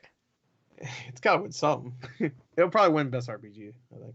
But my want. that's probably not gonna be right. But fuck it. My want again, just from what I've seen and what I feel about it is I want Disco Elysium to get some more stuff there.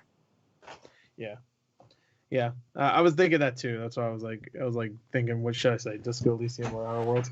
But Right. I like, oh, perfect. He's back. Just wait for him. Hurry his ass up. Come on.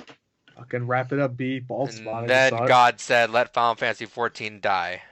Oh, what shit. fucking category are we on now?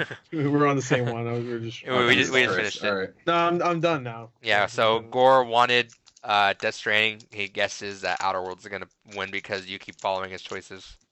I didn't say that.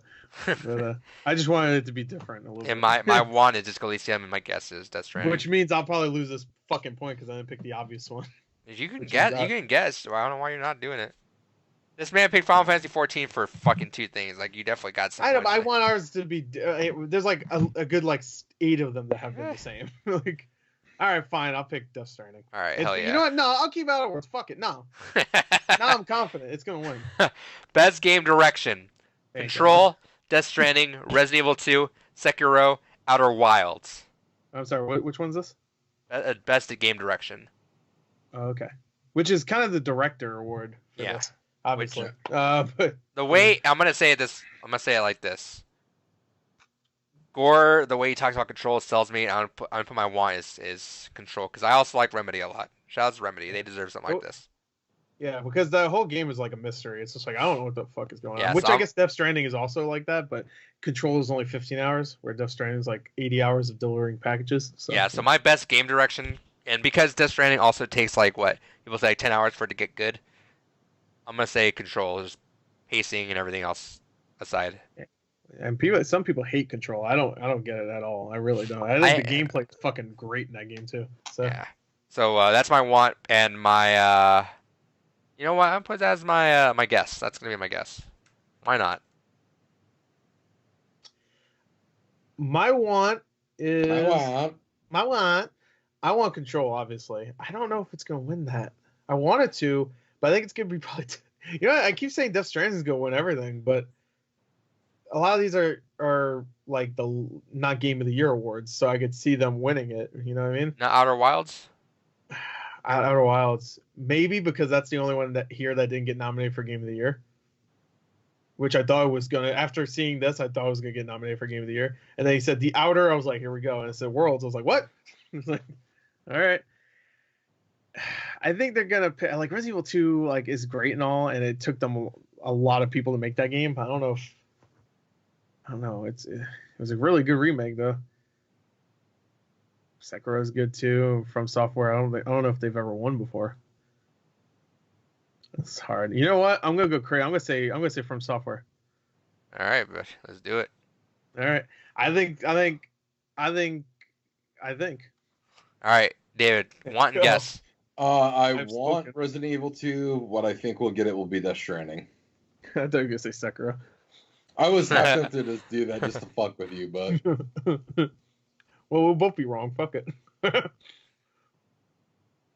All right. Yeah. I mean, I don't know. I think Jeff Control Keighley has to get can- something if it got this much love. I think that's where it hits it. Also, I don't know if Jeff Keighley can withstand the. We said this about Action Adventure. I don't know if he can withstand the want to give Hideo Kojima an award, and if it doesn't win Action Adventure, I think this is its other main chance it can get it. So, me All saying Sekiro is foolish. I shouldn't have said that. Game But- of the year. We made it here. An hour and a half later. Yes. Control, Death Stranding, Super Smash Bros. Ultimate, Resident Evil 2, Sekiro, and The Outer Worlds. Now, if Smash Bros. Wins, is this the first time a game from Fighting last game. year? That too, but is it the first time? Well, Soul Calibur won, right? They didn't have a thing, but I know that won a lot of Game of the Years when it first came out. But first Soul Calibur, I'm pretty sure it did. Well, I'm Anyway, sure that, but I'm saying it's like for a Yeah, for the VGA Game or Awards, Game yeah. Awards, yeah. Spike Game Award. What was the one in between? VGA, VGX. VGX. Thank God. I didn't go With, back and what's watch his it. name? Oh, Joel McHale. Yeah. right? Where he's just making fun of every game until like the Borderlands guys come up. He's like, I actually play that game. I love that game. Yeah. Just like, you fucking asshole. It's right. like making fun of every other game until the game you like comes up. David, want and guess. yo. Want Resident Evil 2, guess Smash Brothers. Fuck I don't know. I'm going out on a hot. Oh no, Going out on a crazy note. my Do it. my guess is Smash. I think No. Yeah, I don't think you think. no, it's at this point it's with the whole extra year of, even though it's being credited about just 2018, but I feel like it's almost cheating a little bit because the game has kept the hype train all year. Yeah. You know, like we have Joker in it, we have fucking Banjo, we have fucking Dragon Quest representation. Dragon Ball Z. We have SNK stuff in there now. I feel like that game has still so much more going for it. That I think I think everyone's gonna recognize that, and the fact that people would still put Smash Bros. Ultimate in their list here says something to me. I don't know. I don't know, man. It just feels weird to have the front runner be a game that's not even from the fucking year it's gonna win. So is it not a lot? Is it Date, but that's like just them being dicks and just not doing it in January, doing it in fucking December. Yeah, that's fair. But I mean, like, because Smash Bros. Should have won not last year then, but it wouldn't have. No, it absolutely wouldn't have won last year. Exactly. So I don't know. And I get like Smash had a big year last year with the Game Awards because it released the same day, right? Or it released and we got Joker later. DLC, and we're getting Character 5. Character 5 showed up at Game Awards. Character 5 being announced after the Game of the Year award is announced. Wouldn't that be some shit? You just completely forget it wins Game of the Year because fucking they announced Doom Guy. It's happening. It'd work. So, but they would do that before that. I think I want Resident Evil 2 to win. Okay. Personally, because I think that's the best game of these all. Personally. What do you think's gonna win? Huh? What do you think is gonna win? I mean, Smash wouldn't surprise me. I don't want to. None of these would surprise me. I'd be happy for any of these. I just think that with this year being as contentious as it is, not quality-wise, these are all fantastic games, but I think just being as even ground as it is, I think the fact that Smash is there says a lot. And I think the fact that it's done so much. Maker was there when it first came out, to be fair, so. It's a fighting game, but it's a different type of game. No, not that. I'm saying the fact that Smash is still here after a whole year. Yeah, I get you. And that it's done so much. Like, at this point, it's not going to be topped. There's no other game that's going to top this many franchises in this many ways. Like, there's literally no possible way. I think that... PlayStation All-Stars 2? Dumbass. What do you think's going to win? Hey, that's a shit if you talk shit about me and David. Right. Oh, Smash, and then you're like, oh, Smash. I think it's definitely in the top 3 of what I think is gonna get picked. The 3 I think are gonna get picked are Resident Evil 2, Sekiro, and Smash. Those are the 3. Really? Sekiro had great reviews. Do you not remember when it came out? No, I know, but I just think because it's older. Yeah, that's the issue. That's the issue I have, which I find ironic. Got the most hype, I think. And people love. And these are going to be critics that are fucking... That's the jury is mostly critics. Like Giant Bomb's a part of it. Easy Allies is a part of it. That's fair. I would have bet Outer Worlds over Sekiro though. But I mean, that's fair. That's fine. That's fine. That's fine. You don't know. I know. Dude, when they announce, there's a new game coming out from Software, everybody already starts whacking their dicks off because they just announced they're making a new game, which they make a new game every fucking year. Quit hyping us up. What do you think's gonna win? I'm gonna say Resident Evil 2. Okay. I think if Smash wins, though, I wouldn't be fucking surprised. The only one here that would legitimately surprise me is Control. To be honest, I would love it, but it's not gonna happen. I think the only one that surprised me is Death Stranding. Honestly. Really? I think being as would surprise me because I could see just no, but even then, like, it's not necessarily surprising, but like more like just knowing it as it was as like contentious as it was, like as like split down the middle. I'd be surprised if it rallied as much support. Right, but yeah, my guess is Resident Evil 2. That's what I want to win. Also, I haven't finished Outer Worlds yet though, so that might change. That might be my want. I don't know, but it's definitely not fucking Smash Brothers. It's definitely not Sekiro either. That's not my want. Neither of them. Control, Death Stranding, Resident Evil 2, Outer Worlds are all great. But you know what? Yeah, Smash. If I'm not good at the game, then fuck it. Smash was my game of the year 2018. I hope it's the Game Awards 2019, baby. That's some shit. Dumb shit. Garbage. That's what I was gonna say earlier. Not that it would be the first fighting game. Would it be the first time a game that came out a year previously won at the Game Awards? Because, I mean, they have that cutoff date, but usually shit doesn't come out in that cutoff date. That's, like, Game of the Year worthy. So... Shout out to Smash. Smash will be the first one. Like, Last Guardian came out of that cutoff. That didn't fucking win. David's sleepy, so we need to move on. No, David is just tired of this fucking subject. I'm sorry, Game of the Year is going to last a long time. Let's go back to fucking... What was the one we spent 20 minutes on? Guilty Gear? No, are we still doing other stuff? I'm about done. Yeah, we gotta get the news. What's the news? That was the news. All right, go on the news. No, we gotta hurry up. I want to eat. Bro. It's fucking midnight. I got food right here. All right, you fucking gremlin. Fuck you. I mean chicken nuggets. Go ahead, you fucking gremlin. Yeah, you can eat, don't matter. Stadia fucking sucks. Yeah. Fucking didn't launch with. Just fucking mute your mic and eat.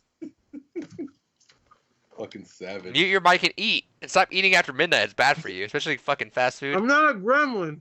If you need to eat, mute your mic. No. Fuck you. You want to keep It's this not shit some going? fucking Stadia. goddamn- All right, let's talk I'll about beat my Stadia. ass. Stadia sucks. Yes. Didn't launch with half the features that was fucking advertised with.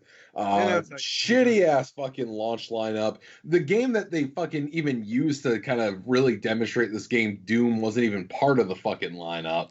They had to go ahead and double down and try and give us more fucking games, and it still wasn't what we fucking needed in order to have a decent lineup. And on top of that, it's mixed reports on if it's even functional enough. It doesn't work on half the devices it was supposed to at launch. And you're still buying fucking 5+ year-old games at this point, almost 5-year-old games, for fucking full price to not fucking actually own the games. Fuck Stadia. God damn it. This should have been a Netflix of gaming in order to have a chance of being successful. And Google's like, no. People will pay full price for these 5-year-old games and to not actually own them in any way, shape, or form. It'll be great. Fuck Stadia.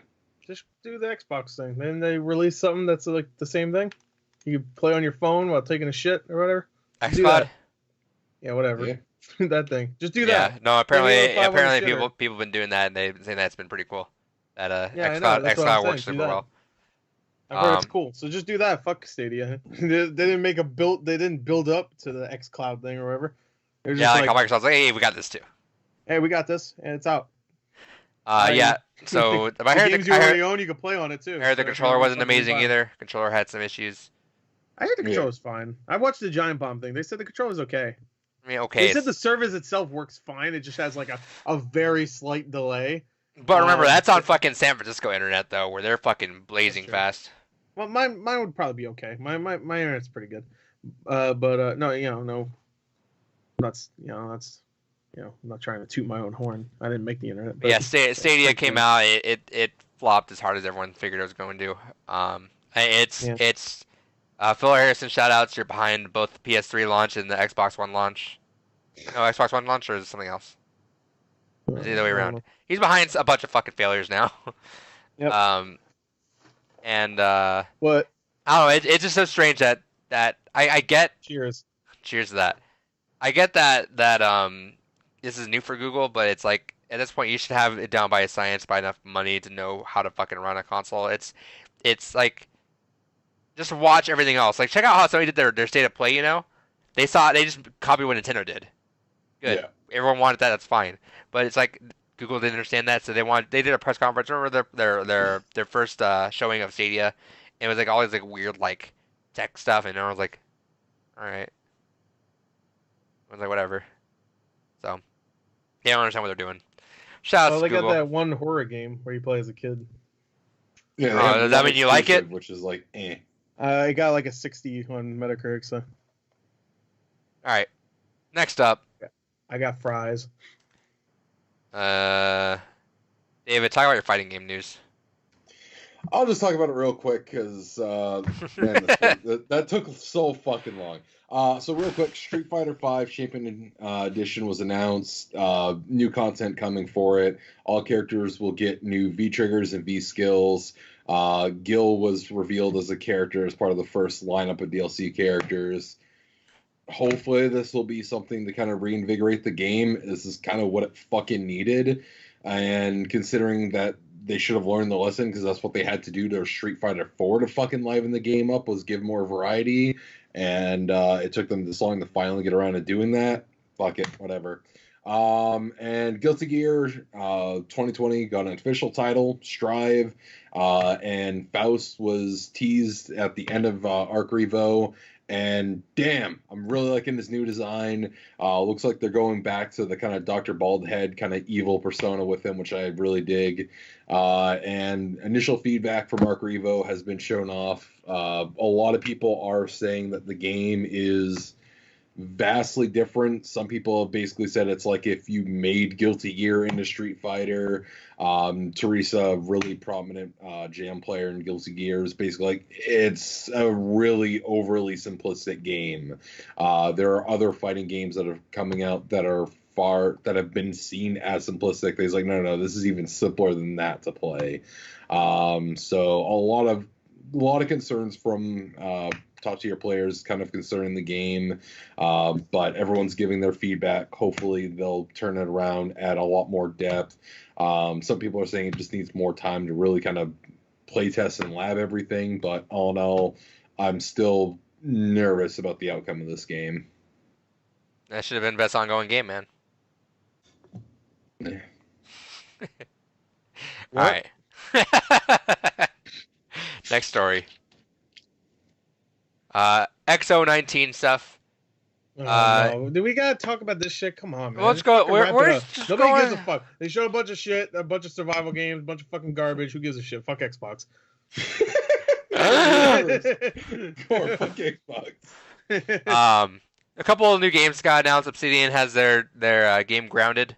Like, pretty cool. You're a tiny little kid. Honey, I Shrunk the Kids. We're gonna like it because there's more kids in there. I just want to leave. Good. Okay. Rare announces new game Everwild, which according to our friend looks bad, but I mean yeah, it looks bad from a minute and a half trailer where they didn't show anything besides the art style. The art style looks gorgeous. Yeah, exactly. Thank you. Shout outs to our friend. You're dumb. Yeah, Kyle, you fucking idiot. Stop it. Bitch. No, I'm calling him out. Fuck him. And then all I want to talk about is that they announced a bunch of Game Pass shit, fucking every Final Fantasy game, and the Yakuza game. So fuck you, David. First three Yakuza games coming to Xbox, baby. Hell yeah, and they're free. We have Game Pass. Thank you for that. Right for that. More people to fucking enjoy Yakuza. It's a phenomenal series. I just like how Gore has been buying all these games on PS4. I'm just ready to buy. To be fair, I only bought the first two, which are both on it, right? Oh, actually, I bought the sixth one also, but that's not going to be on it yet. So, yeah. Anyway, hopefully they do, because I kind of suck if only the first three do. They didn't do well, and they were like, fuck it. And they cancel it. I have to go back to PS fucking 4. Oh, God, I got a hiccup now. Well, it doesn't surprise me considering that they've been releasing all the Yakuza on PC.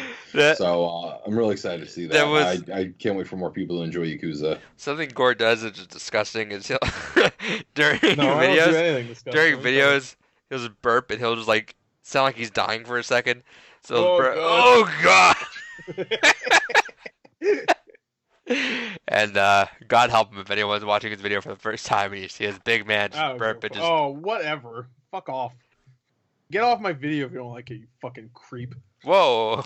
I'm a human like you. Oh, you don't do anything? No. Huh? You're so perfect? Doesn't. You don't expel fucking belch fluid out of your hole? You don't expel belch fluid out of your hole. Yeah. What the fuck is going on in this world? Fuck off. Go fucking fly a kite. Let's go fly. Yeah, go fly a kite. Except when I mean fly a kite, I mean drive off a bridge. All right. Let's go drive off a bridge. Last story is Half-Life Alyx. Well, we don't need to go through the XO19 that quick. Oh, yeah, fuck you, you piece of shit. Oh, fuck this, I want this. No, I want to talk about some of the other things. Like what? No, fuck it, moving on. No one gives a shit. What? Fuck Xbox. Actually, I don't know yourself. Yeah, no, those are the main things. That's all I'm going to talk about. Was there? That's all I'm going to talk about. They ended it with Wasteland, and everybody thought it would be Fable. And they fell. Nah, Fable's going to be like the big one when they show out the next Xbox. Oh, well, Half-Life Alyx is showing up. Yeah, that's tomorrow. 1.5 confirmed. We have the worst time on these fucking podcasts sometimes where it's like, I swear, like, we're like, all right, every fucking podcast we do, it's always outdated by even like a fucking hour. Like, something I could be uploading it, and it's like... You could do it a different day. Nah, I want to work best. Record on Sunday, that would make more sense fuck at the end of the week. I'm not wasting a Sunday on that. So it's Saturday and Sunday, both days, no news, because who the fuck would want to spend their weekend fucking. I don't want to spend my weekend with you guys. I don't want to spend any day with you guys. But fucking any portion of my life here. I just want to eat my chicken nuggies. I want to eat my chicken nuggies and then stroke it out. That's all I want. And I don't mean masturbating. I mean like. He means literally have a stroke. He is waiting to die. Yeah. So Half-Life Alyx. Speaking of masturbating, I'm sure that was like people's like first girl they masturbated to was Alyx. I know it was mine. We're losing it. All right, I didn't even play Half-Life 2, but I stroked it out. Oh, I did. The G-Man? And now you're in VR, baby. Hell yeah, man. But I think you're gonna be Alyx. So if you don't look down, you don't see. Oh, just think of all the mobs that'll allow you to look down. I'll be upset. All right, can we guess what it's gonna be though? Like, just go ahead. We don't know what it is yet. It's gonna be what would you say? You think it's gonna be like an on rails thing or something like that? Yeah. Like most VR games are. No, I think it'll actually be an adventure game, just because I feel like if Valve's touting it as their debut in like VR, I think they have enough confidence to be like, all right, we can't just do an on rails thing. So it's not gonna be any part of Half-Life 1 or 2. You don't think? Like, do you think it's gonna be a separate thing, or do you think it's? Well, I thought they already did confirm that it was basically set in between 1 and 2, so it's gonna be like yeah. Oh, it's gonna be her prequel. Okay, that sounds interesting. Who did they get to voice her? Does anybody know? Is it the same girl? Pat Sajak. Wow, that's an inspired choice. Is Vanna White gonna be in it? That's how you know David's fucking old. That's the first name he came up in his head. That's you watch his Wheel of Fortune every day. That's Wheel of Fortune, right? Yeah. What's the other one? What's the the other wheel? Price is Right. Yeah, Price is Right with Drew Carey. No, who's that? Drew Carey. No, the other guy before Drew Carey. Bob Barker. Bob Barker. There you go. Thank you. I gotta remember. Yeah. All right. Price is Right. That's Half-Life Alyx. Best game show ever. I love Price is Right. True. Obviously not enough to remember Bob Barker's name, but whatever. He only hosted the fucking thing for like 40 years. I watch it all the time. All right, that's Half-Life Alyx. It's gonna be a game. Shout outs. We had a topic for this week. We're not doing it because the Game Awards lasted too long. Yeah. So we'll bring it back up. That topic, no, not even next week because next week's game gone by. Oh yeah, next week's game gone by. It doesn't matter. The topic we were going to do was what games we're going to get to next year that we know for sure we're going to, but that can happen anytime in December. That feels like I was gonna say this feels like a good December topic, anyways. Yeah. Shut up, David. Yeah, fuck you. Fuck up. What? Goodbye.